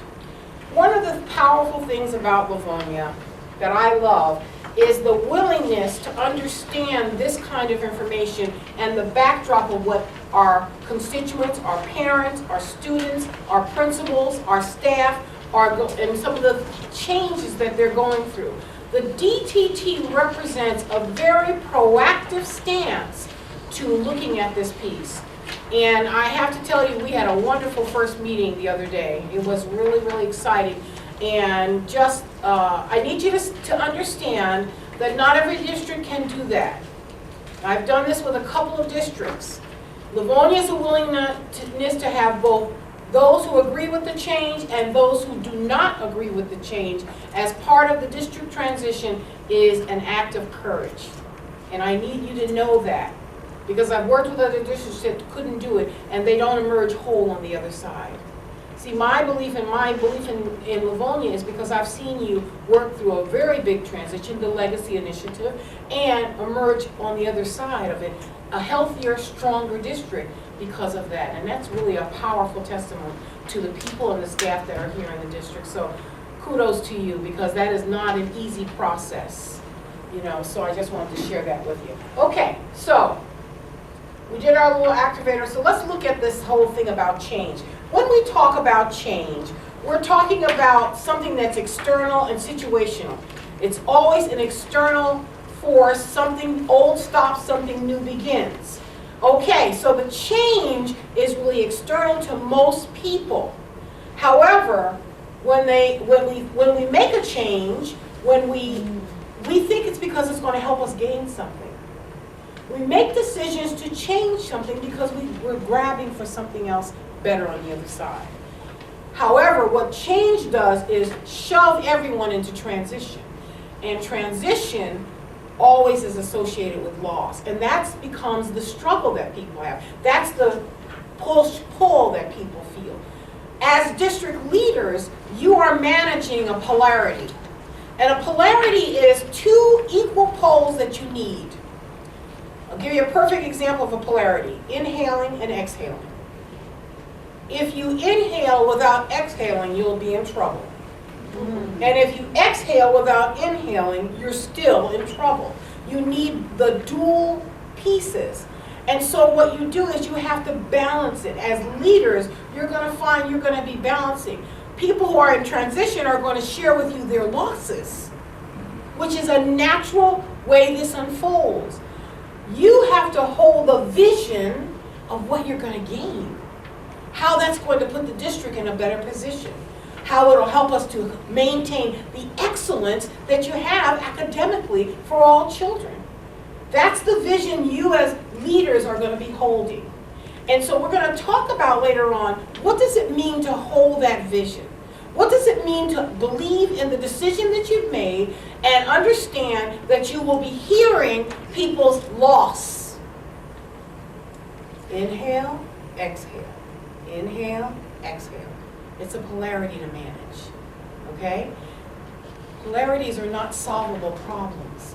They have to be managed. You'll always have them, but you have to manage them. And with change, such as the one that you've made a decision, doesn't last always, because once your group moves into new beginnings, they balance themselves. But you as the leaders have to hold the vision of why this decision was in the best interest of children. And I'm going to share with you some strategies so that when people are talking to you, you can support them while you hold the vision. Okay, so I'll share with you a few of those. All right, so when I say that change shoves us into transition, it means that it shoves us into this whole journey where we're trying to embrace the change or we're struggling with it because it's a psychological reorienting yourself. When I broke my leg, I had to, well, it took me a year before I was walking. And when I was walking, I have to tell you, I'll never forget, I was at church and I said, I'm walking. People thought I was crazy. What's wrong with that lady? I kept saying, I'm walking, like it was the most beautiful thing after a slice of bread. You know, I mean, I was thrilled to say that because it meant, all right, I really had healed, because it took me a year to heal. And so when we look at transitions, the first thing we experience is endings. You cannot embrace something new until you let go of something old. The hand that is closed can't receive something new. And so the first thing that happens is people are going to feel a deep sense of loss. They're going to feel endings. There are three phases: endings, the neutral zone, and new beginnings. The endings is that loss stage. It's real when you really realize, I'm not going to be able to do stage work. I'm going to have to do something different. I'm going to have to adjust myself. So I'm trying to reorient myself emotionally, psychologically, physically, and then, of course, our actions have to be aligned as well. And so what we're seeing is the district transition team is going to be charged with doing the daily work of helping the district, helping the parents, helping the leaders, helping the students transition. So what about change? How is it different? Change is always external, whereas transition is internal. Change is situational, but transition is psychological. And because it's psychological, it's intensely different for each one of us, because we all have a different psychological makeup. So that's going to be very unique. But there are some large, sweeping experiences that have to do with organizational change, which is what you're really experiencing. Change is event-based. Transition is experience-based. So everybody's looking at it through a different eye, aren't they? Different prism. Change is defined by the outcome. We made this decision, and I'm gearing this towards this idea of how we lead through it. We made this decision in the best interest of children and our district so that we can maintain what? High standards of learning, high level of service, such and thus and so. whatever you are standing for. You have beautiful collective commitments. You have a shared vision that I've never seen the shared vision, collective commitments so alive. It's all through the district. It's palpable, which means that's good leadership. You can't do that without good leadership. Leadership and followership work together, okay? And then finally, changes can occur quickly. And then transition always takes time. And that's the power of the DTT, is that they're gonna walk through the daily walk with the schools. You'll be able to see what's happening, you'll be able to continue leading, but getting information from the DTT is gonna be very important to you, because it allows you to see just where are they, it helps you calibrate how they're going through that transition, which will be very important information to you as leaders.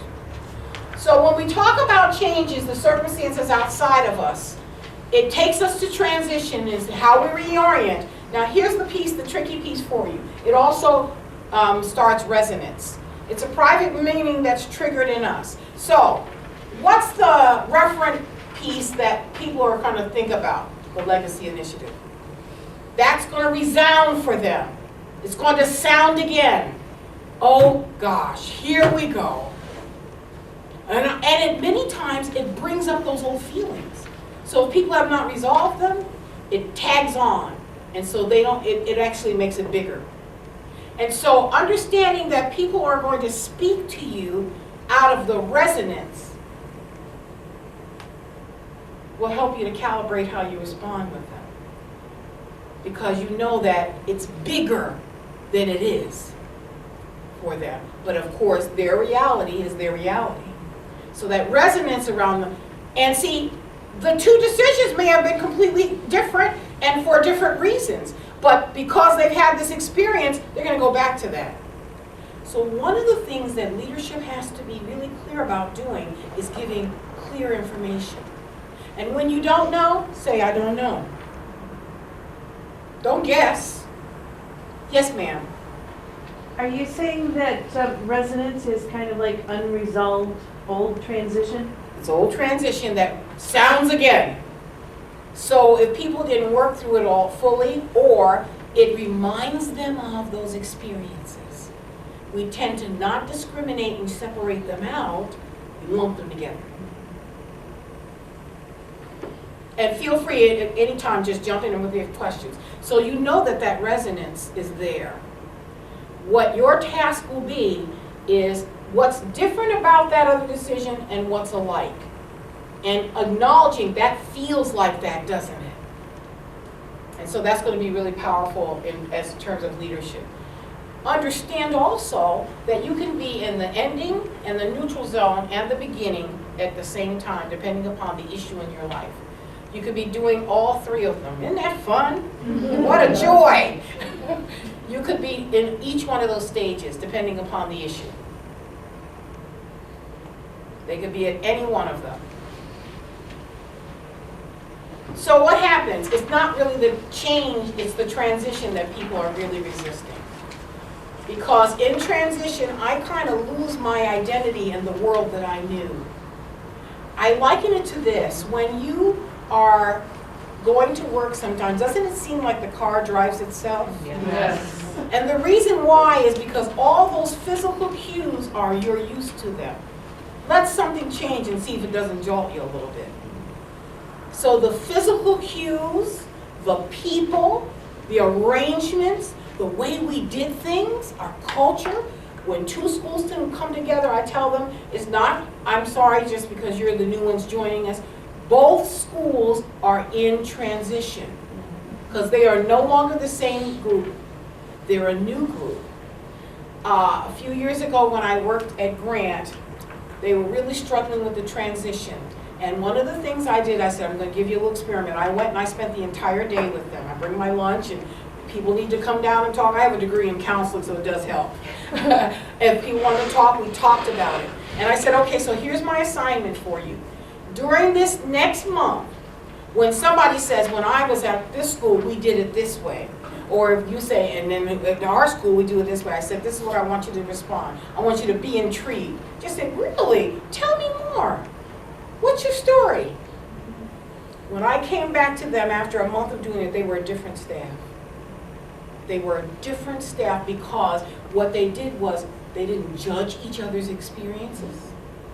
One wasn't better than the other. What they were doing is finding out each other's story. So I said, now, when we do that, let's create a new narrative that belongs to both of us. So that's really what happens. People feel a loss of their identity and the world as they know it. The markers change. When we merged department, we had two directors. Our director was retiring, Dr. Helen Stanks, and Helen did this to help us mark the boundary of the ending. She wrote us all a note, and she gave everyone a little prism. It's a little glass prism. I walk around the department today, and everywhere where the person who was there has that up in their office. Because it said to them, this is ending, and this is beginning. And her word to us was, you take the same talents, the resources, the gifts, into the new change, into the transition, into the new beginning. You don't leave those behind, and you will still emerge with those gifts. And that was really comforting to people, because life as we knew it was going to be changing. And so she, as a leader, she helped us mark the boundary. You did it in the DTT the last time they met. They had closing ceremonies. One group had a capsule that they buried, and that was we remember to keep that alive. One group, they were welcoming each other. They had open houses. They let the children tour them. All kinds of, my special ed department came together, met the needs of those children, gave them a day where they went and visited with their parents. All of those are transition activities. All of them say, we care, we understand this is a change, and we're going to take care of everybody. We're going to support you. And while it may be painful now, that pain doesn't last forever. And this is comforting. As leaders, you're having clarity about that other side. What I say is, struggle and hope are two sides of the same coin. You don't struggle for something if you don't think there's something on the other side that's better. While people are struggling, remind them of what's on the other side. That's going to be really important.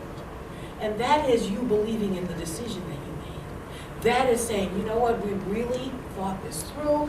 We were a part of really looking at this. We didn't just do this arbitrarily. We recognize that this decision is going to help us maintain certain things, maintain services, maintain a high level of instructional integrity. And while it is difficult, we will get to the other side. The first year that I joined Teresa, because I had this skill set, our superintendent pulled me to do 50% of my time was organizational development. And it was the first year that Risa had to do a layoff. I will never forget it. Marlene was sitting, we have an all-staff meeting, and she said, we're getting ready to go through some really hard and difficult choices. Stay on the boat. We will help you. She took her entire administrative staff to the Bridges work, which is where this work comes from. They became certified transition specialists, so that they can help support those who are actually transitioning out of the organization and those who are remaining behind. And I'll never forget it, because it was my first year at Reese, and I thought, boy, I just got here. Good Lord, let me get my resume back up. But because of the work that the organization had chosen to do, I didn't get laid off. How do you think I felt? We worked through that. Stay with the boat. Do you notice the symbolism that's coming through? That's really important for people.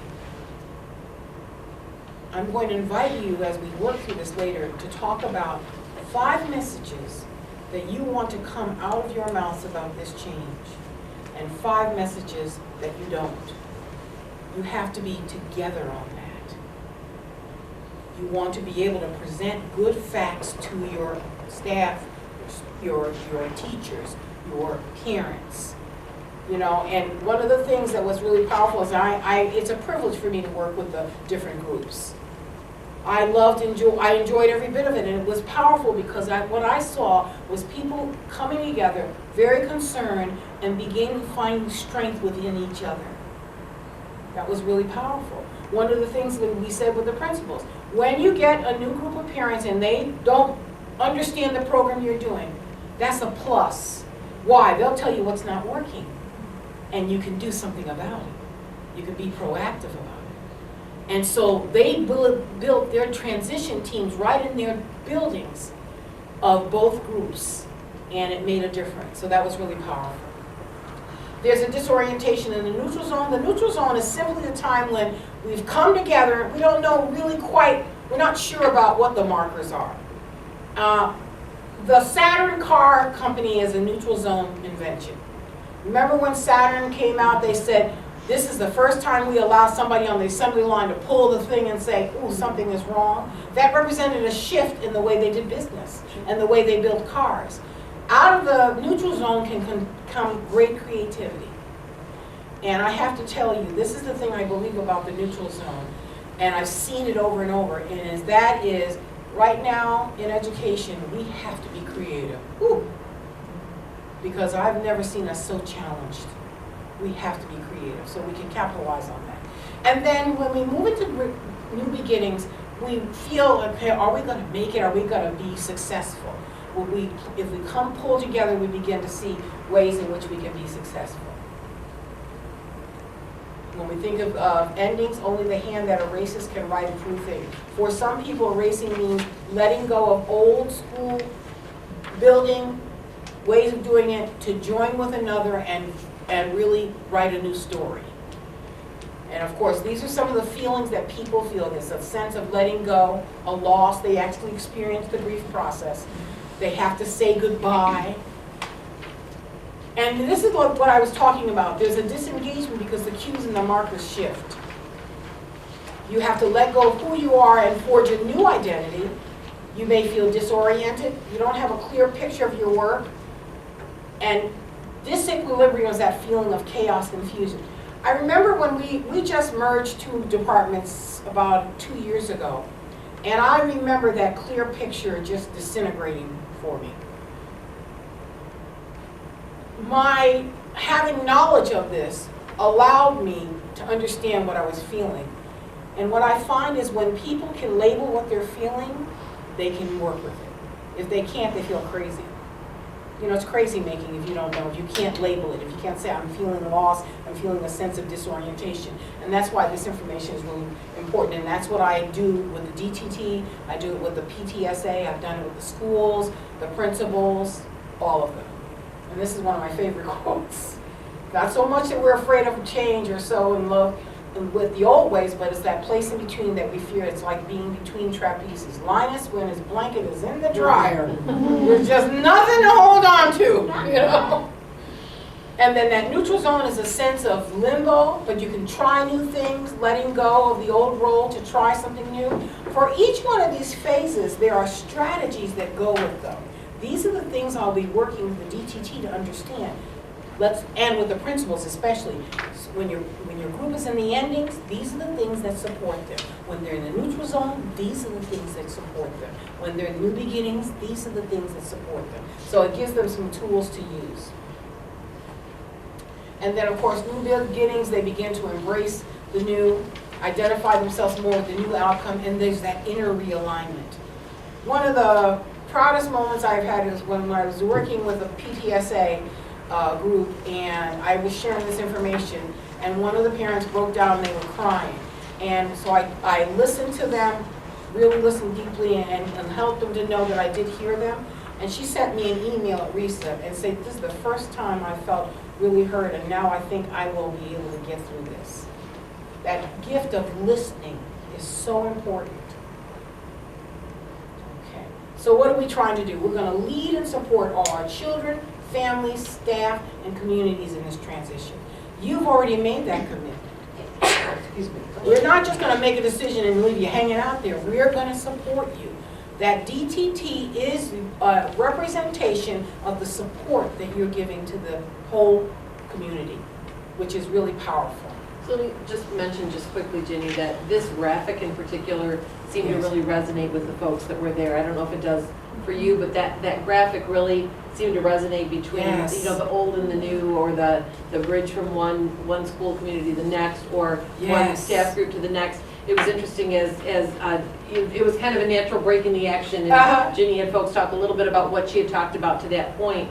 And I can't tell you how many of them were commenting on this particular graph. They all said, we should all have this in our rooms. We should all have this, Yes. you know, this Yes. hand. So just, you know, that particular graphic Yes. was just perfect as you see, you know, leading children over and Right. taking care of them along the way. So just thought I would share that. Absolutely, absolutely. That's one of the, I love it because it really does really talk about how do we get over the transition. And if you notice, it's our hand that's really up there. Mhm. Us supporting them and each other. Mhm. Are there any questions that you might have at this point?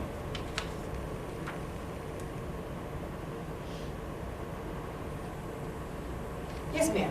Actually, for Mrs. Scott, I think it's helpful, you and I had a quick conversation about who's on that district transition team, and I know it says staff and parents, but I think it was helpful when you said that there is a member of parent from each school Yes. of general ed and a parent from special ed and a staff member from general ed. I think that was really a powerful piece of how many people are represented on that team. I think that was really. And I love that they give them a chance to go in like groups to articulate their needs as well as across. And one of the things that's really powerful, I know Donna's doing the facilitation along with Superintendent Oquist, is that a whole idea of this, whether you agree with the decision or not, this work is about helping everybody through.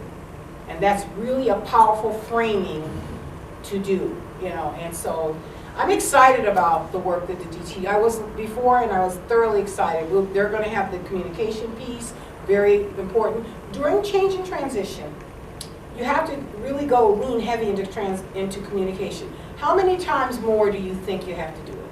What's your guess? 10. No, not 10, but that's close. 6. 6 times as much. Maybe Why? 10. Because people are emotional, and when they're emotional, they downshift in their brains. Yeah. We go to fight and flight back here, Or freeze. or freeze. Fight and flight.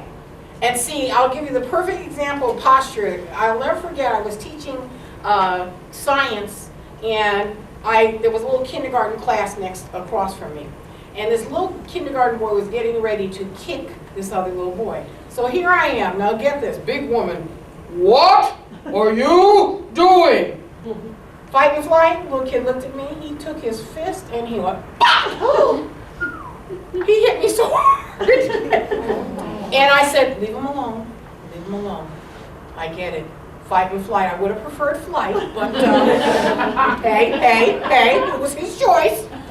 And I got down on my knees and I said, ooh, this one has really scared you, didn't I? And he just cried. And I said, sweetheart, you just can't kick somebody. That's what I was trying to tell you. I'm sorry that I scared you. I knew what was happening. So I had to calibrate my response to him. My voice got lower, I got down. Because he probably thought, this is a behemoth coming after me. I'd better get some defenses up. That brother hit me, I'm telling you. But I had to respond in a way that would help him through. And that's what you're doing. That's what you're doing. Are there any other questions? Remember, people will come up to you with a fight or flight response, or as my colleague said, freeze. So they may be stuck somewhere. What you can do is, number one, hear them. Paraphrase your head off. Summarize what they're saying. Listen deeply and actively. And then share with them what you understand about the decision. Number one, the impact. Yes, there are lots of transitions. Use the word transition, not changes, because it shoved them into transition. And it is our belief that we have made the best decision on the behalf of the kids in our community. It's really important that you stand by your decision, because that confidence that you have about that is the thing that gives them comfort, even though they're struggling. It's like the baby who falls. I had my little nephew fall and hit his chin on this. He looked to me for the response. He looked at me and I thought, this stupid table. He said, yeah, and walked off. Because they're looking for the cue from you. So that's going to be really important that you talk about what is it that you want to get out there, what are some things you don't want, how you don't want to respond. That's going to be really important. Okay. So what's the board's work during this thing? Number one, stay purpose-driven. I'm going to give you a chance to look at this article. I found this wonderful article about 4 strategies when you're adopting change. Stay purpose-driven. And that's that vision piece. That's that vision piece. Communication must be constant. You have to keep that communication going. I know one of the things that the DTT is going to be doing is the newsletter. Kathy? Stacy, I'm going to get your name if it kills me.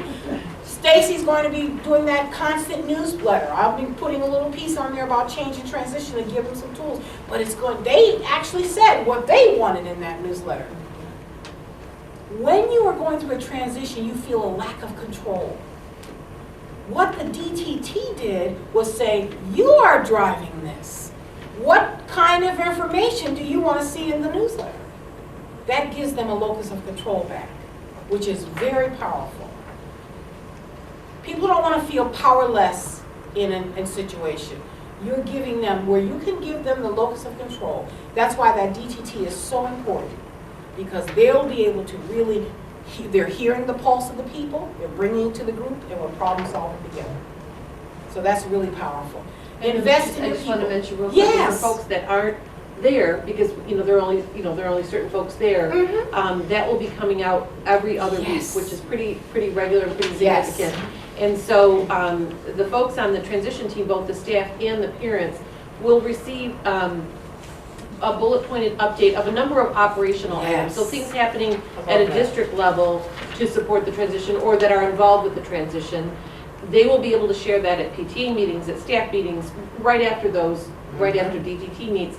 But then additionally, so that all parents get it, a district Yeah, that's transition team powerful. newsletter is also going to be written every other week, and we'll be sending that home every other Friday. So we're going to send it electronically and backpack mail.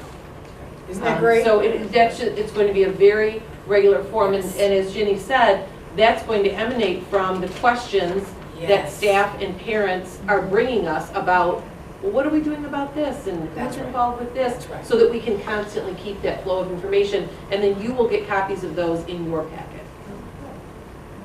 The electronic newsletter, I'm assuming the backpack mail is going to go to the 7 affected schools, just Yes. for cost purposes. Yes. Will the electronic be going out on the district-wide email, or will it be? We're going to just be sending them to those schools so that it's not confusing to other schools, but we're going to keep those on our Yes. website available for everyone. Yes. So Okay. we're going to differentiate that a little bit, just so that people don't think, well, wait, what do you mean about moving That's right. classrooms or closing? We don't want to confuse that Yes. piece of it, but we want the information to be available to everyone. And so those district newsletters will be available all on our website as well, but they'll be directed toward those school communities that are impacted. Okay, and are we gonna, maybe put like a tab or, something that's really Like a easy- call out or something? Yeah, that's Sure, we really can do easy that. to get to, so, because I know, Mrs. Jenkins loves when I say, sure, we can do that, when it's something changing the front page of our website. She really loves, she loves She's when I embracing say it. that. Yes, we During definitely. transition. Yes. Shoving that girl into transition. We'll probably put that part of our district newsreel is what I'm assuming, okay. is to have that, so that it's pretty prominent. All right, because I know, even though, it obviously directly impacts those 7 schools, but I Yes. think with the Livonia community, there are a lot of people who are either friends with, Yes. relatives That's of, right. grandparents, That's right. aunts and Sure. uncles that it Yes. affects, and if we can also include them Yes. in these, work through this transition with them, then it probably, it's gonna help. And so if that information is available to everyone, but I Yeah. agree that. Yeah, you I'm sure- differentiate only because you don't want to start confusion. Yeah, no, great point, But no, Amy, for it but to be definitely being available And to really everybody. prominent on the Yeah. website so that we can push people to Right. that, you know, Sure. they're like, it's all there, you know what, Yeah. there's a lot of information and. Absolutely, that's an excellent point. And so I want to just leave, oh, go ahead, right ahead. Just along that line too, not everyone's going to go to the website, and certainly not, everyone in buildings that are not directly affected don't need this on a super regular basis. Right. But perhaps an email near the end of the school year, just summarizing the activities. Absolutely. May be beneficial, and Yes. I don't know whether that's, Ellie, that's your For discretion, all, whether that's, sure. right, that goes to everyone. Yes. Maybe a couple times between now and end of the school year, so folks are updated. What's happening, yes. Right. Excellent point. Yeah, I think definitely. beneficial, because Tammy's right, it's, the whole community, or lots of the community, you know, knew about this, and Sure. helped to keep them. What happens right. Right, exactly, Yeah. keep them That's a updated, great they don't need point. the minutia of where the box is gonna go from A to point B, Right. but Right. where Yeah. Kathy Garfield Yes. and other affected buildings do, but, Yeah. I do think it would be beneficial for everyone to go Okay. information, they can discard it That if they whole want. facts piece about informing them is going to be really important. Just two quick questions. Is the Wayne Skill Center, is that part of the transition team, or because we are not? They are not, we discussed that with the administrator there, and he really felt that it really wasn't the same piece. They needed they'll have their own piece, but they're going to be all moving together, they're relocating, you know, to a more optimal location, et cetera. And so they really felt like their needs were different, and so they would not be involved in that particular transition team. Yeah, but they'll have their own folks working. And I love Colleen's suggestion too about that, and I think something now too, just maybe now at the end of the year or something, not now, today, but Yeah. something that says we are doing, because I think that's great for people to know outside of those communities, but people who graduated from school, people who live in Burton Hollow that actually don't have kids there, but have kids that are going to the older schools, I think just to know we are being proactive early, like we said we were going to be about. Okay, sure. I'll work with Mrs. Jefferson, I'll work on that, absolutely. So one of the things I want to leave you with is that you as a group can really, and it's the cabinet staff as well as the board, really to look at the messaging that you're doing. Let it be informed by some of these things and really have that clarity when you speak with people. One of the things you can do is really, I can't stress this enough, and that is listen deeply when people come to you. Understand that many of them will be in that transition, and so therefore downshifted, they'll need information. If you don't know, say you don't know, you'll find out. If there are blanks, people will fill them in, and sometimes they fill it in with error. And that's why that communication has to be at least 6 times more. One of the things that the DTT did that was really powerful was what pieces they knew operationally, they said, shared, it went out. What they didn't, they said, well, we'll ballpark, this is when we'll be able to come to this. You know, it takes time to put these pieces in place because it's an infrastructure. And so therefore, that really helped people not fill in blanks with error. It helped people to say, oh, okay. And the fact that, okay, they said they will get back to this. And one of the things that Andrea shared with them, hold us to it. Hold us to it. We want to be accountable to this. And that was very powerful. They had a really good, I felt that starting meeting was really excellent. It was a very nice group, very powerful. People were really got comfortable that they shared on deeper levels, their feelings about it. And so I think it was off to a really good start. Know also that I commit, when I commit to do this work, that I will commit to the district for at least a year. That in the fall, that's when the schools sometimes have to do their work. And just like I said, I went to Grant and other schools. I actually go and stay with them and do work with them and work with their leadership, their teachers, and so on and so forth, and parent groups. So that's a commitment that comes from RESA as well. I love the work, so. Okay. Yes, ma'am. Can I ask a really honest, I'm gonna ask a really honest question. Please. I know we need to work through the loss and unfortunately, oftentimes, some of the things that people say while they're working through the loss are very hurtful and insulting to other people. I'm sorry. I really struggle with that, and I know you say talk, and on a one-on-one, if people want to vent or say things, that's fine. But we hear a lot of public discussion that is really hurtful, and I need to know how to better handle that. Because for me, in situations like that, I go into defense mode because personally I don't struggle with change as much as some other people might emotionally, but I do really struggle. So With the pain of it all. I understand we need to listen and people need to work through their pain and their loss, but it's very upsetting to me when it's at the expense of other people. So one of the things that I find is that when people are hurting, they are going to say things that are negative, but also it has an impact on me as well. And it is okay to actually share that impact after you've listened. When you've listened, and you say that has a feeling. I have feelings about this too, because this is something I'm pouring myself into, and it's important to me. So expressing yourself in a positive way is one way to do it, and reframing. It's not about me. Yeah, it's about the district. It's about, yes, things that are said about other schools or whoever it may be. And it could be misinformation, right, that they're. Well, it is, but it doesn't stop that from being very hurt. So, Yes. so we go from,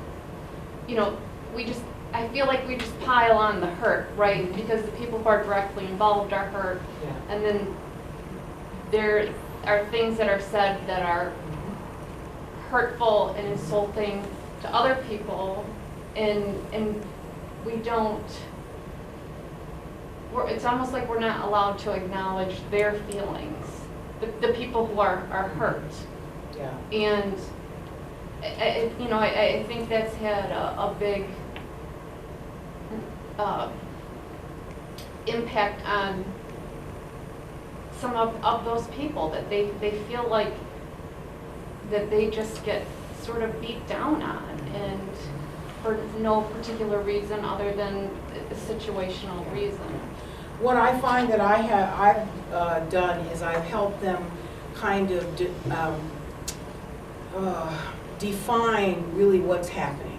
Whereas I might, like, say for example, if someone says, well, if I went to this school, they're going to do this. I heard that this. And so if I say, that sounds like something you've experienced, or you've experienced it, or I'll say something like, I have a different perspective after I've paraphrased it. And you might discover, I do what we call reframing. At one of the sessions with a parent, I had a parent just spew forth, it was venomous. It was distasteful. It was hurtful.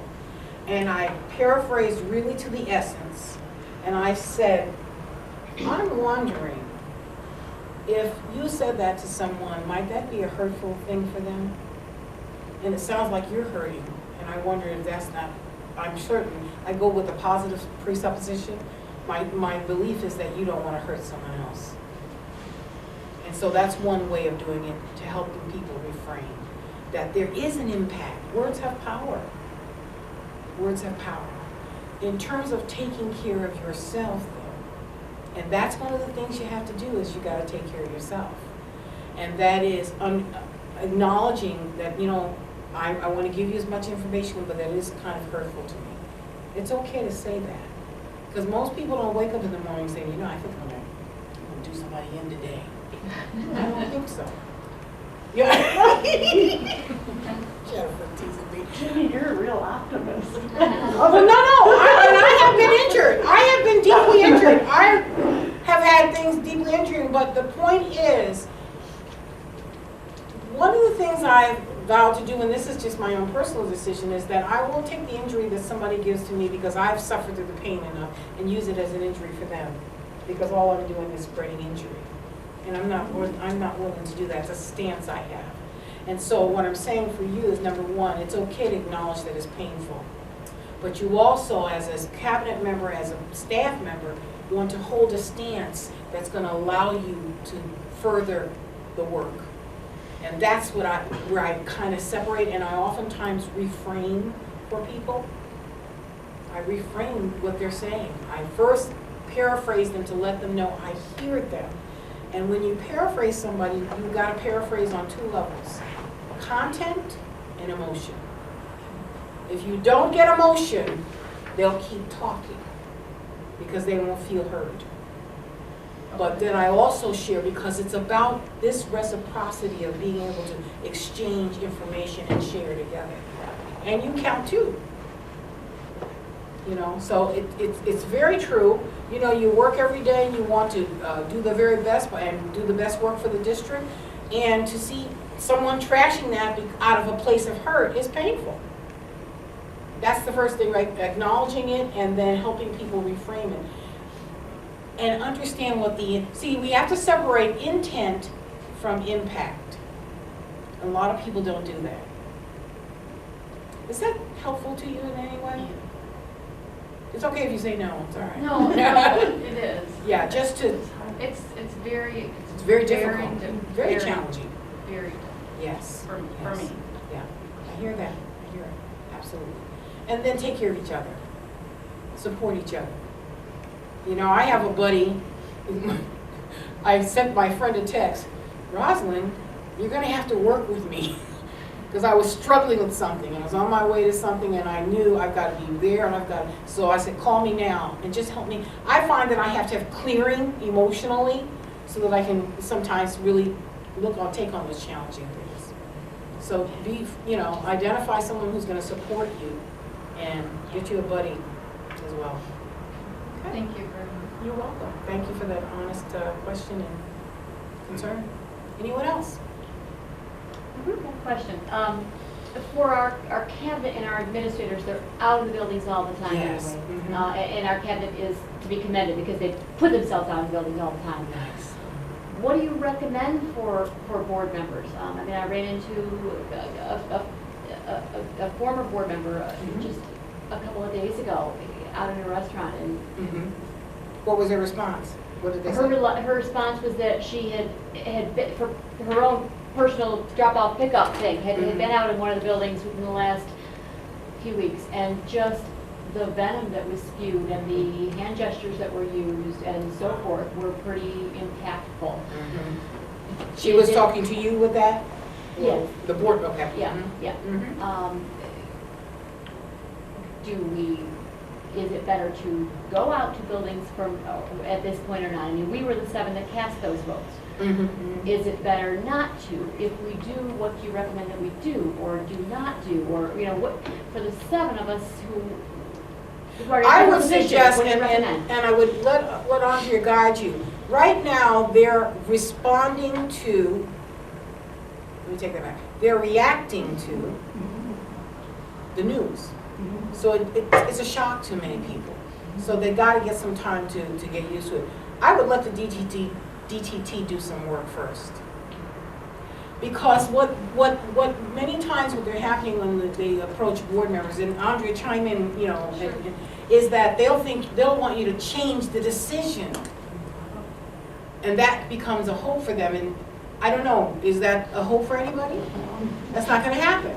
So you don't want to fuel that by your presence. Do you know what I mean? Give them the time to utilize the mechanism that the district has put in place to support them. And right now it's pretty raw. Got it. And so allow them to bring that to a group where a group can put their hands on it and work with it. That would be my suggestion.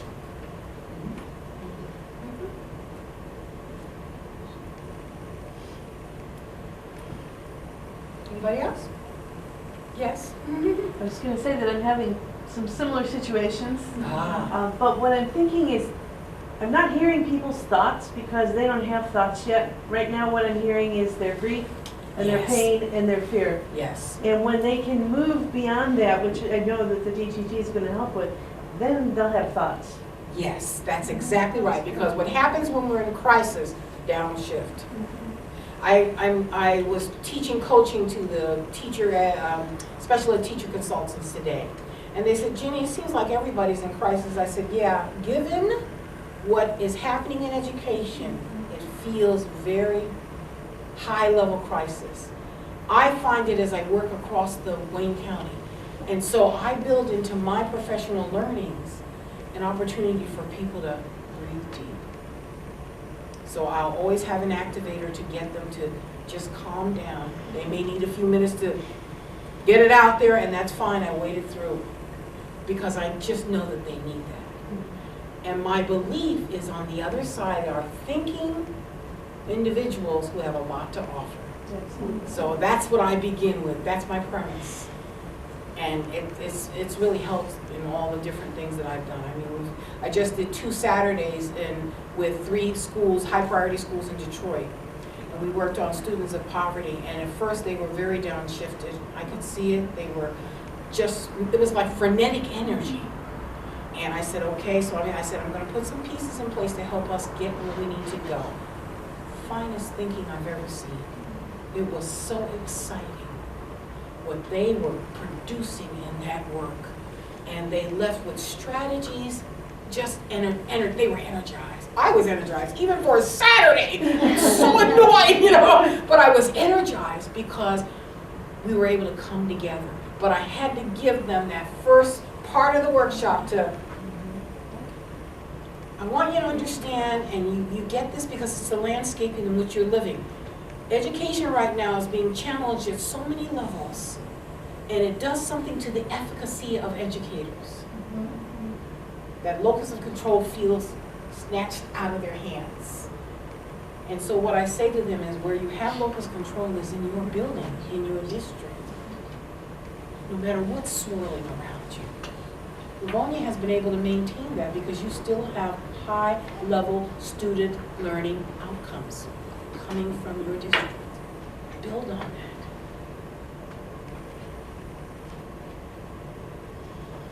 That's exciting to me. Gives me hope to bring to others. Anything else? Know that I'm available. Thank you so much for this opportunity. Thank you so much. Thank you. Thank you, Jenny. Thank you, Jenny. I think the plus is that knowing that Jenny's going to be doing some of this work with the PTAE board, Yes. so when you think about 7 or 8 people from each school coming together Yes. to being able to get, that's a whole other group of people, another dozens of people, and then doing this work with the principals to be able to continue that work forward. So just, if you think about that, so we'll, you know, the DTT will be an important part of that, but there will be other groups as well that will have that training and that support, which I think will be very helpful as we continue to go forward. If you'd like any follow-up conversation or follow-up materials, know that you're probably noting that we're going to write about this a lot in our update, but I want to keep you informed as to what is happening. And then if you ever want more information on any one of those pieces, make sure you just let me know. My pleasure. Oh, yes. Absolutely. What are you doing with my purse? You gonna leave it down there? Oh, yes. I'm going through it. Nothing in there, about $6. It's not a gold mine by any stretch of the imagination. Have a good evening, everyone. Thank Please stay on my bill. Thank you. Thanks, Thank Thank you.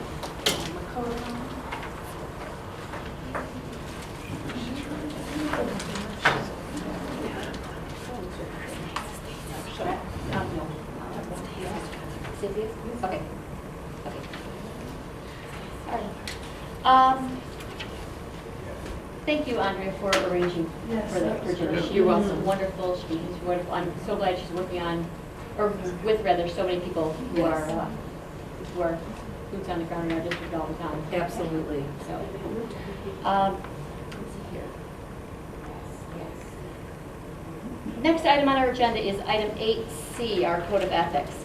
Those of us who have been on the board for quite some time certainly recognize this document as being a really important living, breathing document that we have stood by as Board of Education for a number of years. We have incorporated it into our board policies. And part of this is a commitment to go over this document annually.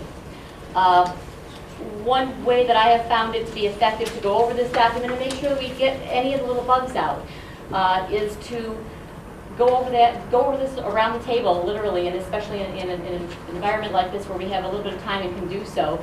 I would suggest that we do that. And just have each board member read one, and the next bullet point goes to the next person. We'll stop for a moment and make sure that we don't have any questions or suggestions or ways to improve it. The idea here is to have a document that all 7 of us are comfortable with. I think that every single year we've made tweaks, one way or the other. And it needs to be something that the 7 of us can embrace and lead the district with.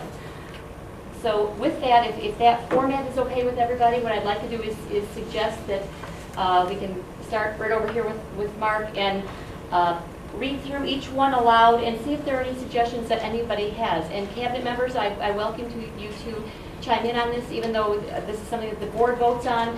By all means, if you have suggestions, we're open to them. Mark, you want to start with the first? I'll start, I'll even read the preamble Thank you. as well. That's a good thing. As members of the Livonia Public Schools Board of Education, we shall promote the best interest of the school district as a whole and will make decisions that place student learning and the success of all students first by adhering to the following educational and ethical standards.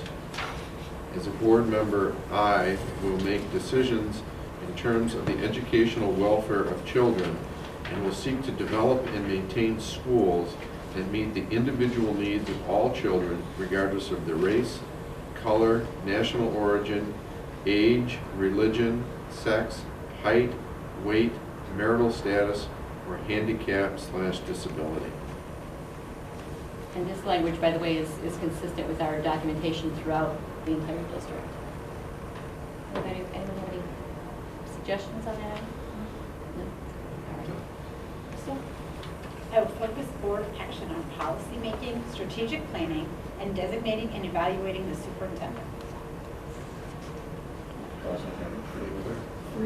it does. Yep. I will recognize that the role of the board is to govern and oversee the management of the district.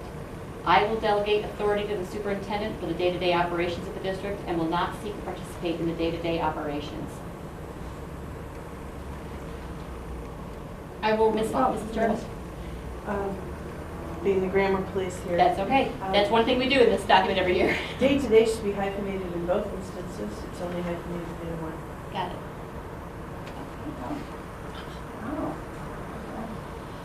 Thank you. Ready. I will review and evaluate all policies, bylaws, procedures, and processes, and will work to make desired changes so they will be current and relevant. Everyone okay with that, or? If at any point anyone has suggested language that they would like to see tweaked, feel free to jump in with that. I will come to board meetings prepared to discuss and take action on all agenda items. I will study the material in the board packet and follow established board operating procedures for additional information prior to each board meeting. I love those packets. Oh, good. Thank you. Oh, good. I'm glad you like Give them I will give the superintendent or board president notification of my concerns prior to the board meetings so that the concerns can be properly addressed.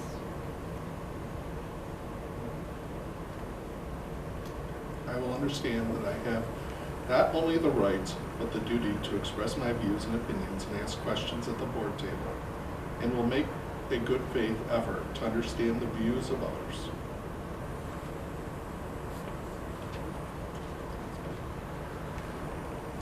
I will recognize that the board must make decisions as a whole in public. I will render all decisions based on the available facts and my independent judgment, and I will refuse to surrender my independent judgment to individuals or special interest groups.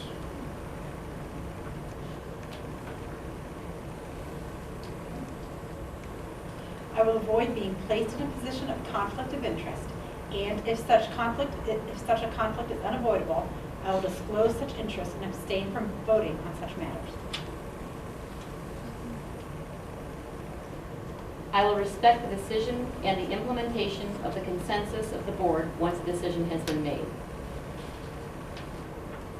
I agree wholeheartedly, personally, with the concept. I think the wording is a little bit awkward. If anyone has some suggested wording that might make that flow a little bit more smoothly, I would be interested in that. Say something like, I will respect the decision of the consensus of the board and support the implementation of such once a decision is made. Is that the Oh, the yeah, gist that of what, sounds good. what you're Yep. trying to say there? Yes.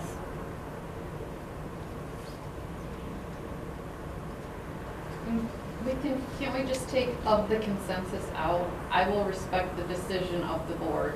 Yes. I'm all right with that. Is everybody else all right with that? The decision. Do we mention consensus anywhere else? No. And perhaps we shouldn't take that. Because consensus should be addressed at some point. From the Yeah, well, decision and we are- consensus are two different things. Yes. We could, Can we take Liz, out what are the- you getting at? Like, what would you like to address with the word consensus? I mean, like, what's, if you could step back from this item, what are you Sure. wanting to get across about consensus? Well, when I first read this, my thought on it would be to remove the words, the decision and the implementation, and just say, I will respect the consensus of the board. Because when consensus has been achieved, that's a new starting point. And if you did not agree going into the consensus, you have to act still within the bounds of that consensus. So consensus is probably a powerful word. It is a very powerful word in that. More than the decision? That's more powerful than the decision? Yes, because the decision can be made without consensus as well, and we do that. But once we come to a But consensus. when we do have consensus, which there are situations where we do, then we need to recognize that as a new starting point. But the only thing we ever implement is our decisions, not our consensus. So this is an awkwardly phrased It thing. is. I agree. They may, do they even need to be two separate items? Maybe, maybe not. Andrea, how did you state that before? It would, I will respect. I will the- respect the decision of the board and support the implementation once a decision has been made. What about once a consensus has been made? No? But we don't act on No. consensus, we act on decision. Okay. So I'm the one who said take consensus out, but, so we do sort of act on consensus, like tonight, we did a lot of things that were, yeah, well, all or most of us agreed, move forward with that. I don't know if that's really implementing anything. I mean, we do What a lot about of once a consensus has been established? I will respect. Or I will, how about this, No, I will like- respect the consensus and decision. I will respect the consensus and decisions of the board. Because we're saying that we'll respect both, is what I'm hearing, that we will Yeah. respect consensus and we will respect decisions. Is that what I'm hearing? That we'll respect both? I think that sounds good. Yeah. That's I better. will respect the consensus and decisions of the board, or decision.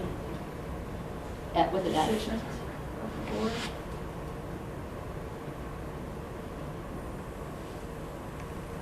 I think with an S is probably more appropriate. So it would just be, I will respect the decision, the consensus and the decisions of the board. And support the Yep. implementation. And And support. And support their implementation. Okay, Once they have been made. yeah, do you think that sounds right? Respect the consensus and decisions of the board and support their implementation. I don't know if we need to say once they have been made. Right, I Yeah, agree. just I'm support with their Liz. Yeah. Support their implementation. implementation. Yes. Period. I agree.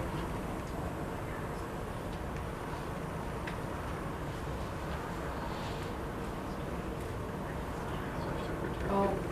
Got it. You got it? Good. I Is that a little better, Mark? Yeah, do you think that, read it one more I time. think it flows a lot better. Read it one more time. I- Would you mind? I will respect the consensus and decisions of the board and support their implementation.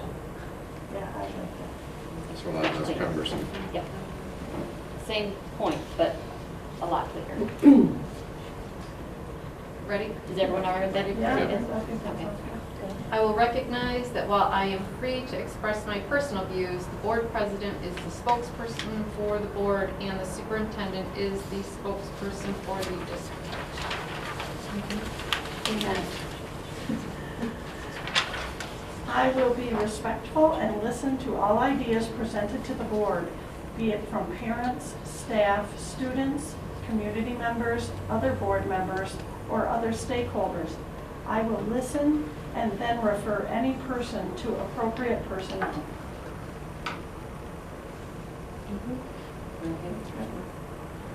I will communicate to other board members and the superintendent expression of public reaction to board policies and school program.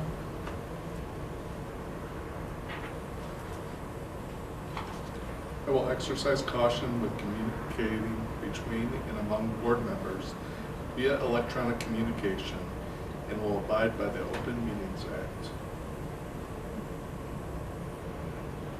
One thing that has been suggested to us in the past is that we expand policy or code of ethics on electronic communication, period.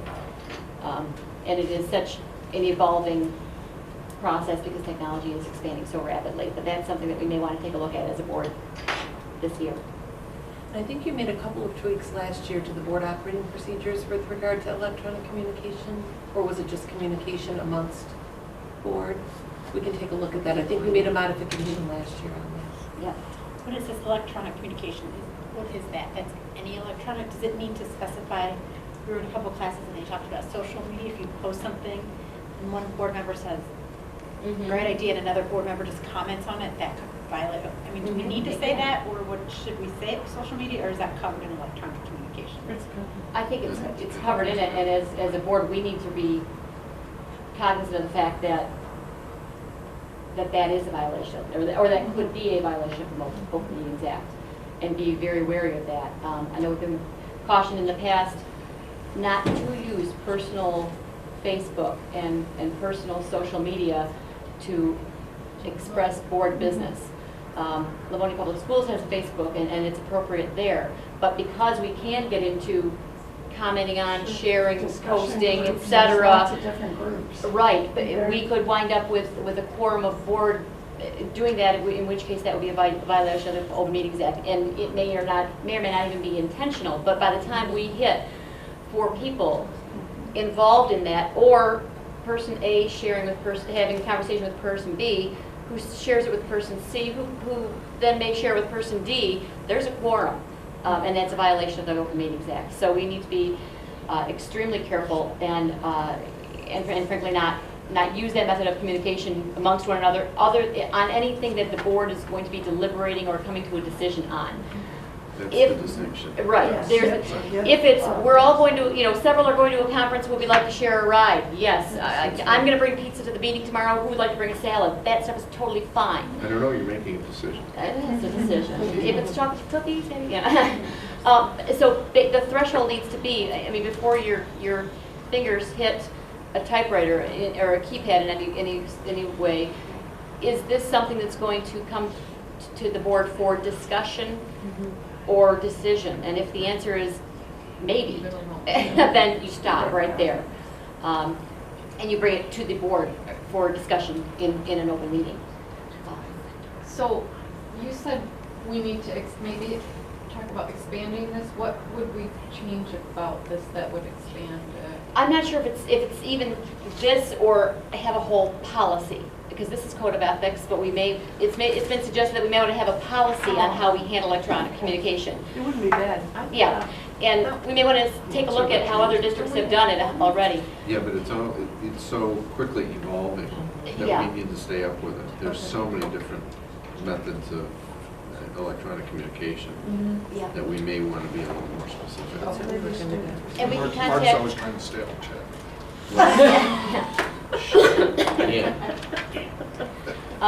It goes on this. Crystal, as chair of policy now, do you want to contact MASB and see if they have suggested language for policy on electronic communication, and then bring it back to the board for a future meeting for discussion? Okay. And Mrs. Wozniak is always willing to help you with the right folks Yep. to ask and to get to. Yes. So please don't hesitate to let her know if you would like to handle that. And we'd Whatever like her to you- point you in the right Right. direction. Whatever you find, shout it back to Andrea or myself, and we can get it ready to go and go from there. Okay. I will hold confidential all matters that, if disclosed, would needlessly injure individuals, schools, or the district. I will respect the confidentiality of information that is privileged under applicable law, including closed session discussions. Shouldn't it be, I will hold all confidential matters? No, not at the No. beginning. I will hold confidential all matters then. Okay, I got it. I was reading it. Everyone understanding and Yeah, I comfortable got with it. It's the way it was first. that? Yep.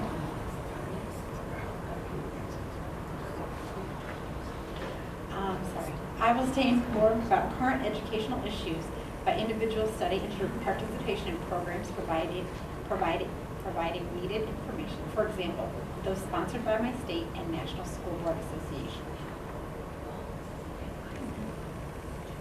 I will take no private action that will compromise the board, the district, or the board, the administration, or the district. I will refrain from using my board position for personal or partisan gain. I will support the employment of those persons best qualified to serve as district staff. I will support and protect district personnel in the proper performance of their duties. I will, along with my fellow board members, review, revise, if appropriate, and start over. I will, along with my fellow board members, review, revise, if appropriate, and sign this code of ethics annually at the beginning of each year. Yep, let's go ahead and finish. As board president, I will ensure that persons addressing the board follow established guidelines as outlined in board policy. Oh, let's take everything. Yeah, you don't Okay, need that. I was guys, just no. thinking that. Must be the hyphen police.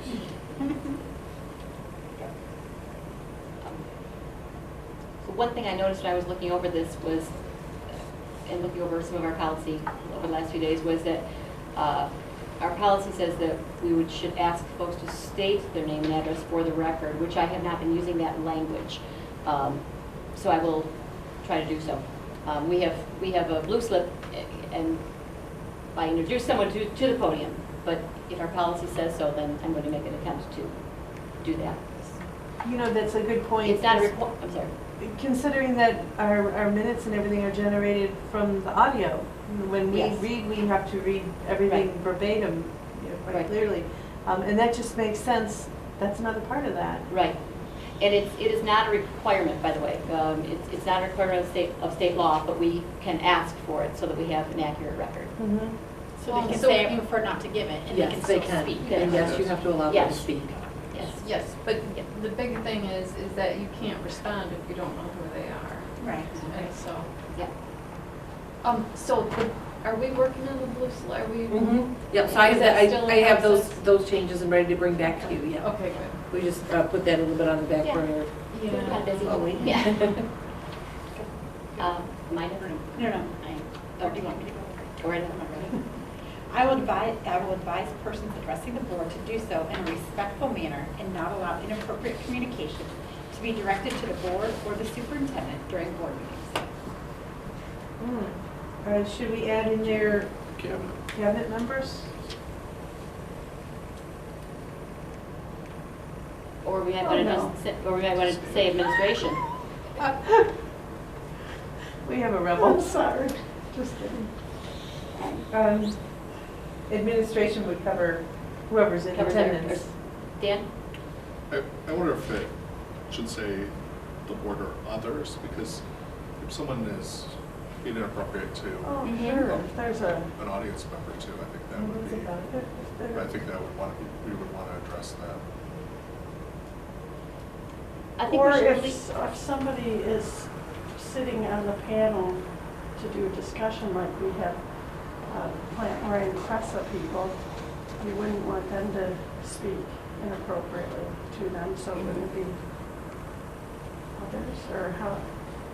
I think it should, I mean, seated at the board table at every board meeting are the board and the superintendent. We have So it should, had, in my opinion, it should say to the board, the superintendent, or others, and that Yes. encompasses Yes. everybody. Because we have had members of the community inappropriately address cabinet members during meetings, right. and that should be addressed. Here's another thing to be very aware of, though, and something else I looked up prior to this meeting tonight. It says, and not allow inappropriate communication. There is very little by law that I can legally stop or should legally stop. And if anything, you're better off erring on the side of letting someone speak, as advised by our attorneys, so that we are not in violation of the Open Meetings Act or in violation of anyone's right of free speech. No one has to like what anybody says at a meeting, but everyone has a right to speak their mind on issues. Well, and What are- this is, and we worded this very carefully, one of the last two, it says, I will advise. It doesn't Mhm. say That's correct. stopping people, it says, I will advise people. Right. And to speak appropriately, so. Then it does go on that, and not allow But it's, inappropriate communication. Well, here is what, And dissuade, Discourage. discourage. discourage inappropriate. That's immediately after the Well- respectful, so one would think that the inappropriate would have to do with the lack of respect. hold on a second here, this might help a little bit. In our policy BCBI, disorderly, under public participation in meetings, under the section titled disorderly conduct at meetings, there is a portion that reads, a person who refuses to withdraw from a meeting on being so ordered, and that is, let me back up so that this makes a little bit more sense. Disorderly conduct at meetings. If a person conducts himself or herself in a disorderly manner at a Board of Education meeting or a school district meeting, and after notice from the officer presiding persists therein, the officer presiding may order the disorderly person to withdraw from the meeting, or on the person's refusal, may order a law enforcement officer or other person to take the disorderly person into custody until the meeting is adjourned. I say that just so that the next sentence will make sense, because we're thinking here in terms of speech. A person who refuses to withdraw from the meeting on being so ordered, or a person who willfully disturbs the school district meeting by rude and indecent behavior, by profane or indecent discourse, or in other ways makes a disturbance, is guilty of a crime punishable by a fine or by imprisonment. That comes out of the Open Meetings Act. So there is a point at which whoever the presiding officer has an obligation to stop behavior. It's a very, there are very few things that this would It has fall to be under, I pretty- believe. It has to be pretty egregious. I agree with you. I agree with you. So, but the presiding officer does have that responsibility to not allow that behavior, which thankfully I've not seen in our boardroom, at least while I was presiding. Can we just scratch this? I will advise persons. No, I don't think we I should. No, I think that's a Think you good wanted wording. to- I- No, I think- mean, scratch the whole thing out of there. No, I think what you do is you say, and not allow, and plug in the language from the Open Meetings Disorderly Act. Yeah, because, conduct, disorderly conduct. or this exact quote. Yeah, take it straight out of there. Take it straight out of the, then there's no issue. Yeah. You do the appropriate advising when we open up audience communications, so it's not like it's targeted. Mhm. Yeah.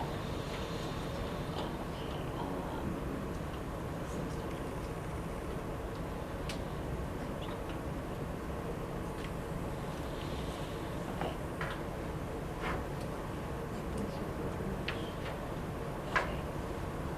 And Tammy, you're right, we did change that to I will advise persons, because in previous years it said I will not allow persons. No one has a control over anybody else's mouth, so which is why, as you said, we said we will advise people. Advise was very intentional. Yeah, that's very important.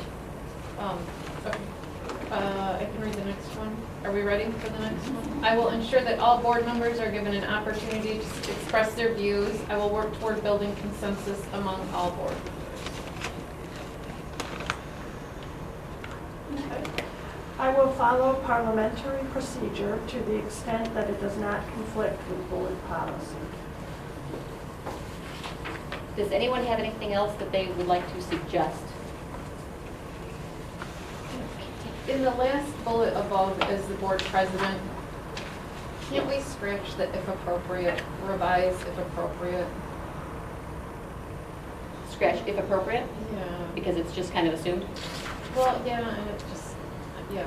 Well, by the nature, you'll make a revision minimally to the date because you've reviewed it. Yeah. So minimally, there will be that revision.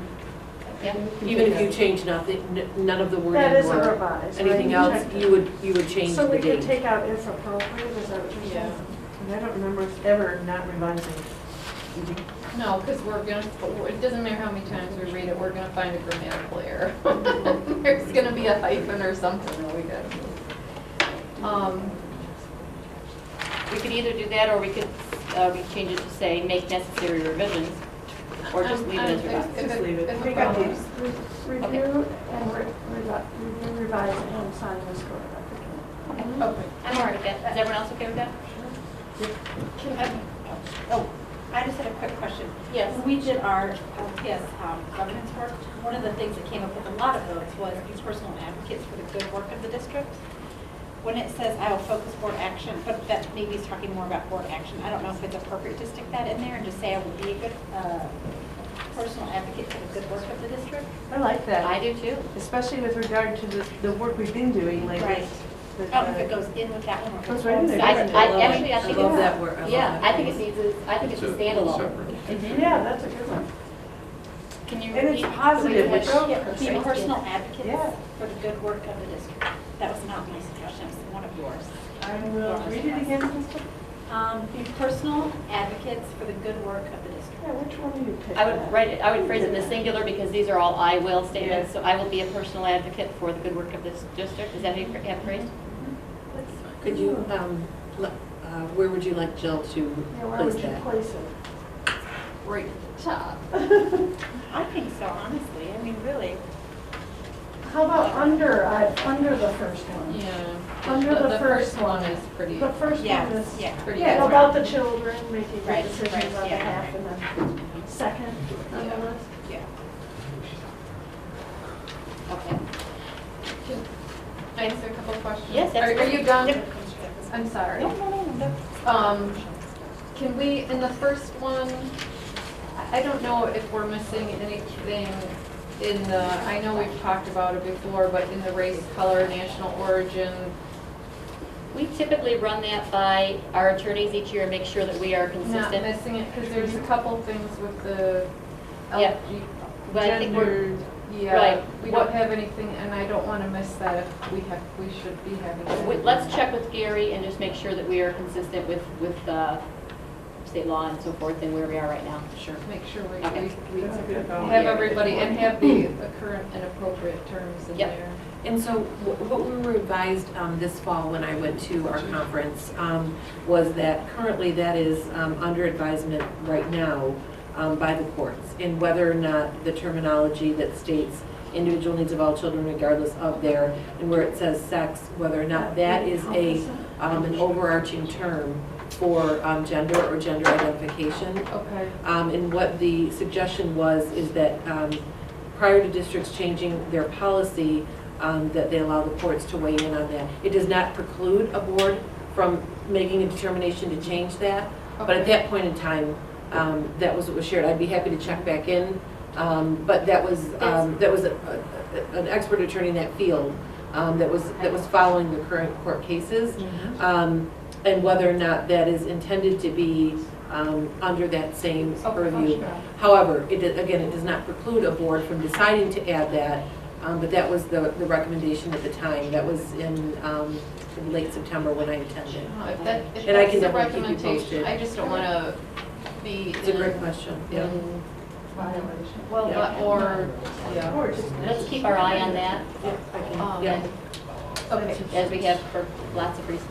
And I'm gonna make this comment because it's just something that really irks me is that, you know, the whole conflict of interest thing, I wish we could add something more in there.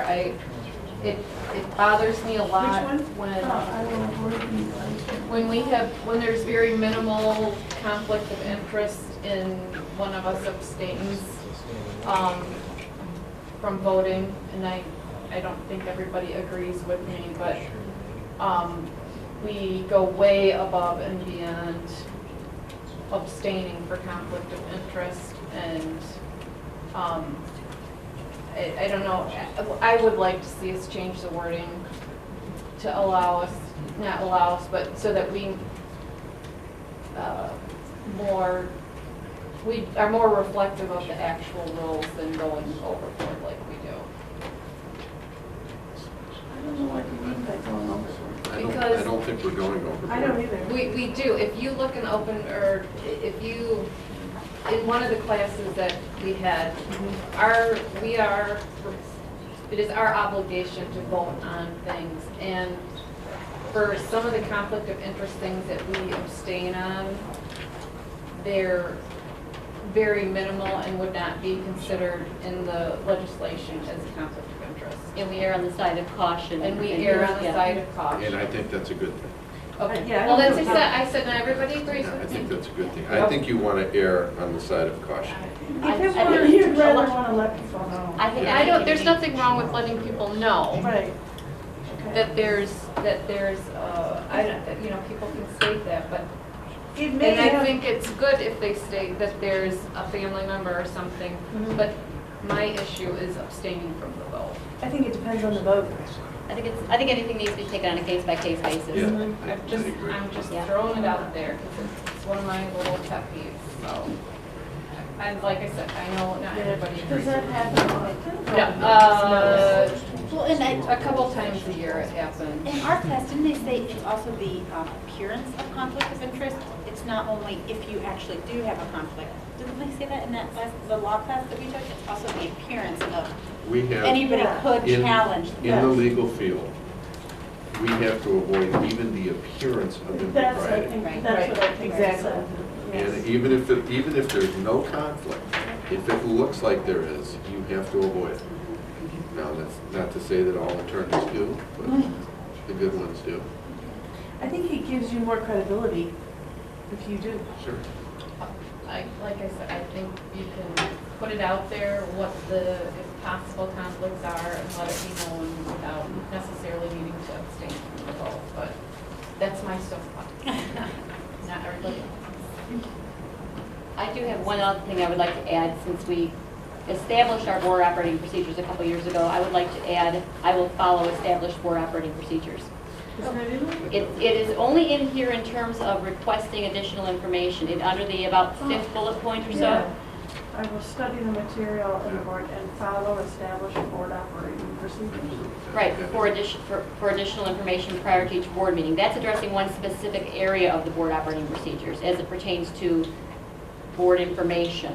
But there's a lot in our board operating procedures that does not necessarily get covered under that sentence. I would like a standalone, I will follow established board operating procedures.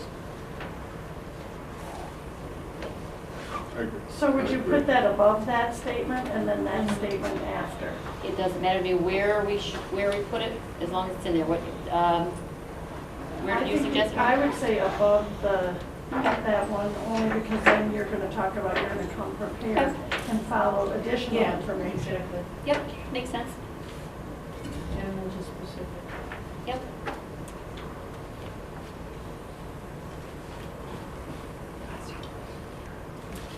Maybe in Are there between anything- that one and the one above it, because the one above it talks about reviewing and evaluating on the Mhm. procedures. Then you Oh. so, Yep. okay. Between, yeah. I agree with you, that's a good place for it. Are there other suggestions or comments, questions, thoughts?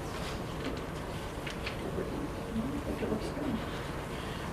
Because this is policy, or ER policy, it will go to a first reading. It will go to the committee as a whole, it will go to a first reading, and then it will go to a second reading, and the second reading is when we vote on it. And so we will be signing it, not in February, but rather in March.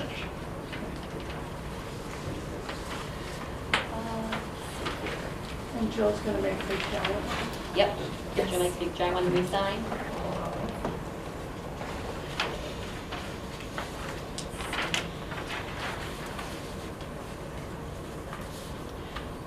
Next item on our agenda is item 8D, community opportunities.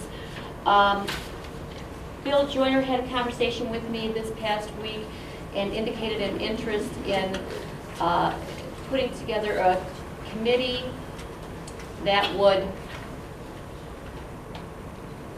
solicit some businesses to donate some printing and solicit some individuals to donate postage in order to put together a postcard to send out to citizens of Livonia advocating that they contact legislators. So with the message being that state education dollars need to go to public K-12 institutions as opposed to charter schools, and that charter schools in the state of Michigan are draining necessary tax dollars away from public education. He asked that I ask our board if they would be in support of such an item, because he would not want to take it up if the board was not in support of such an item. So I am here to ask if you folks are in support of such an item. Mrs. Jarvis. Firstly, I have to commend Mr. Joyner for asking us and requesting our input. But I would also point out that many, if not most, charter schools are in fact public schools. And for us to suggest otherwise would be a certain mistake. That being said, we could address the possibility, as the legislature has addressed in the past, of capping or having the ability to cap, there was supposedly an establishment of a committee, one of whose functions would be to cap the number of charter schools. And I think that would be a more prudent action for us.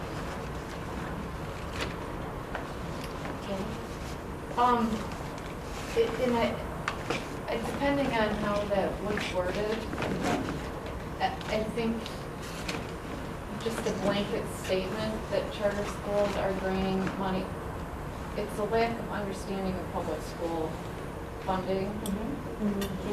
That is a lot of the issue. So to make just a blanket statement that they're draining money from the public schools without specifically saying what that function is. Does that make sense? Right. So one of the things that they talked about at the school financing law was that part of the problem with charter schools is they don't have to fund any of their foundation allowance locally. They get 100% of their foundation allowance from the state of Michigan, where the public schools have to add that 18 mils or whatever, and if we do or don't get that, then we don't get that, and we fund that publicly, or we fund that locally. So, and I'm sure there's some other caveats in there, but I'm not sure without.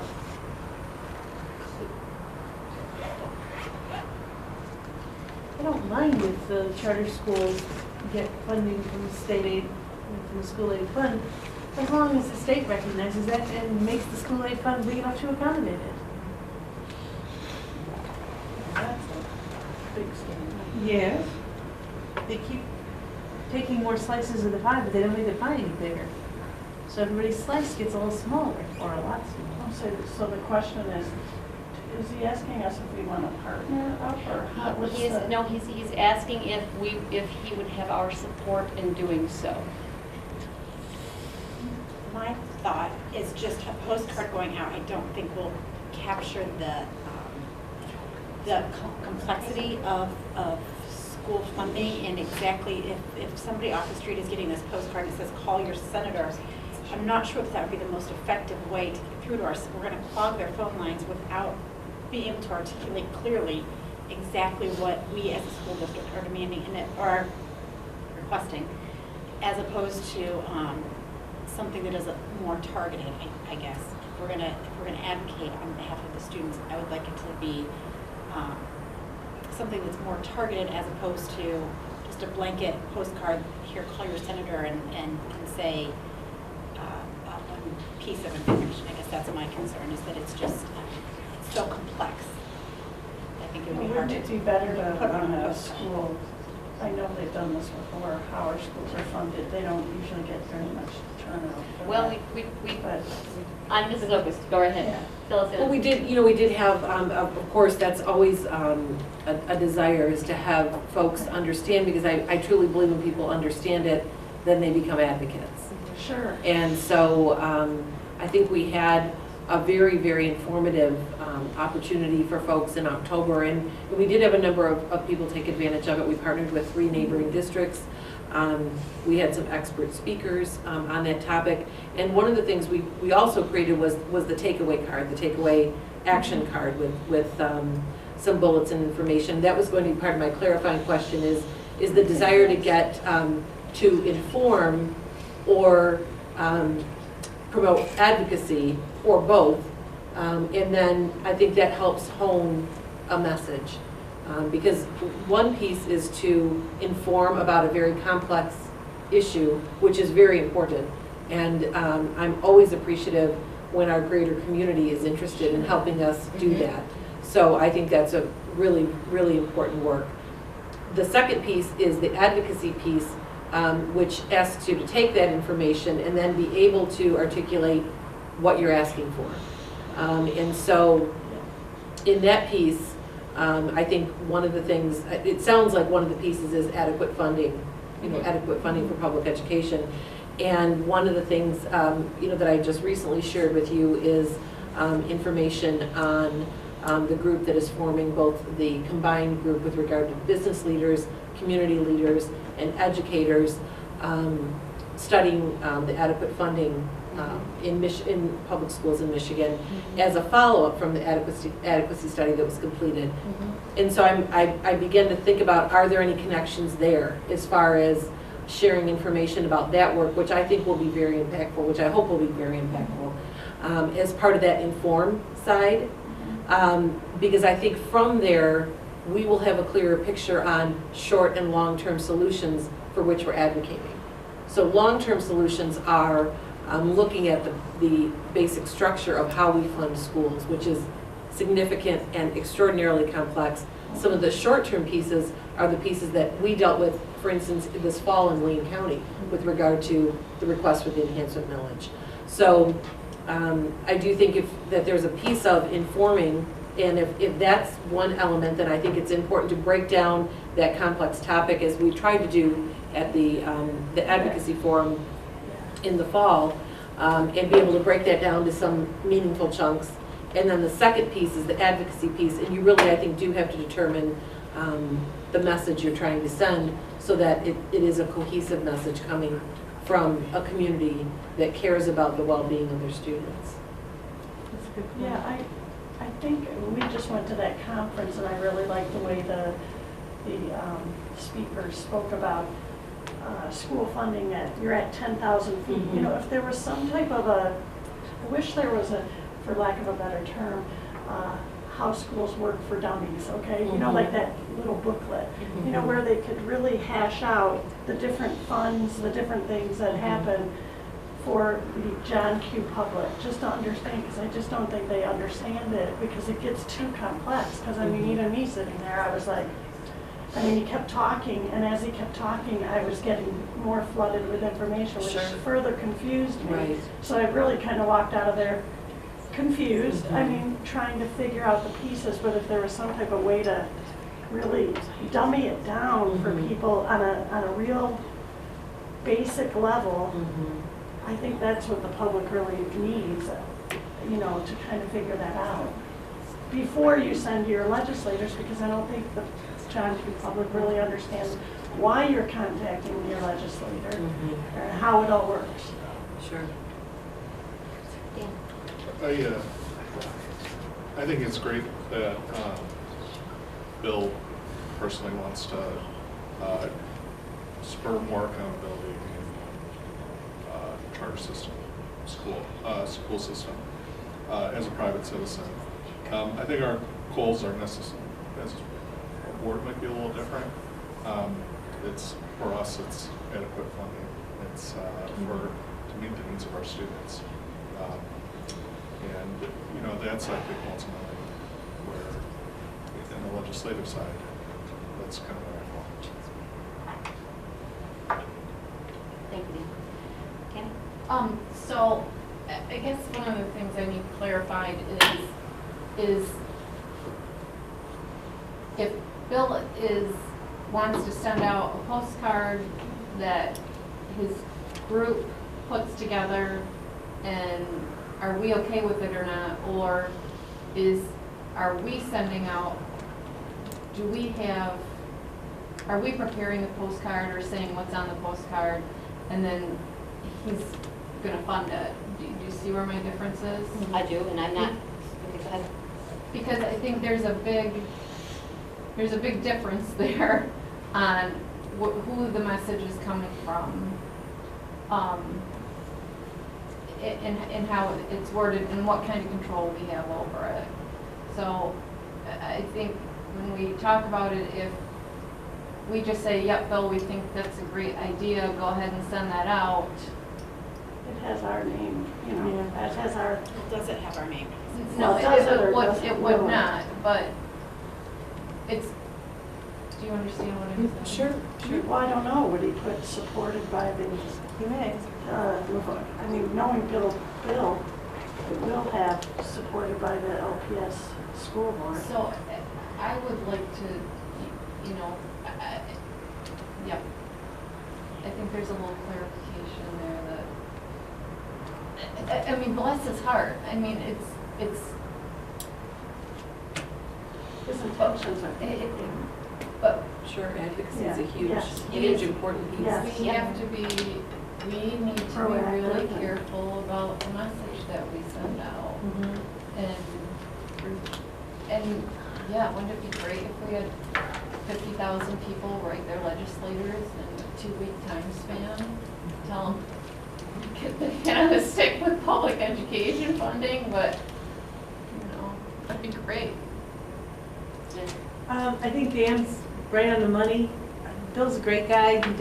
He's got a lot of pull, and I really do believe his heart's in the right place with this, but I don't know if he sees the big picture enough to know that his focus on that card is not necessarily the same as the focus we would have.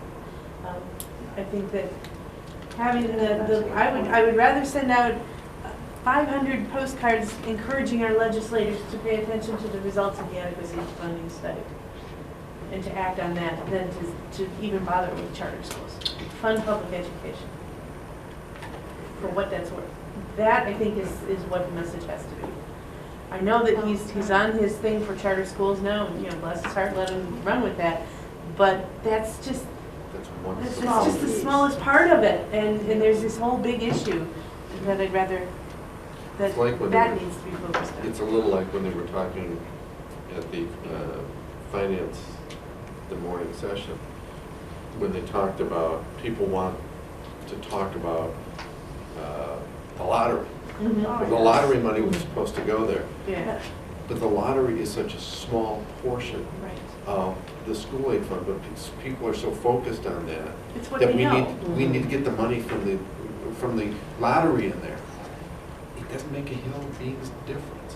They look at what they Reality. know. But that's instead all of- they hear. That's That's what what I'm they saying, hear. that's what they That's hear. right. And, but it goes to the point that Tammy was talking about. They don't understand, and what Karen was talking about, this 50,000 feet, when you drive down to 5,000 feet or 1,000 feet, it's a totally different landscape. Yes, Yeah. yes. And short of having a session, a workshop for the community on school funding, which we've already tried. I know, it's just difficult. Yeah. Wasn't a big draw. People just don't get as excited about it as we do, face it. And it's really important. important. I mean, it's like one of the most important It is. pieces for them Absolutely, to yeah. understand, because even I don't understand it at a certain degree. And that's what I think's frustrating. Yeah. I wish there was a graphic organizer that could just, you could piece it all together and make it simple, but it's just, it's Well, really It's a complex. shortcut. It really is, and by the time you get it all figured out and everything, they change it. Right.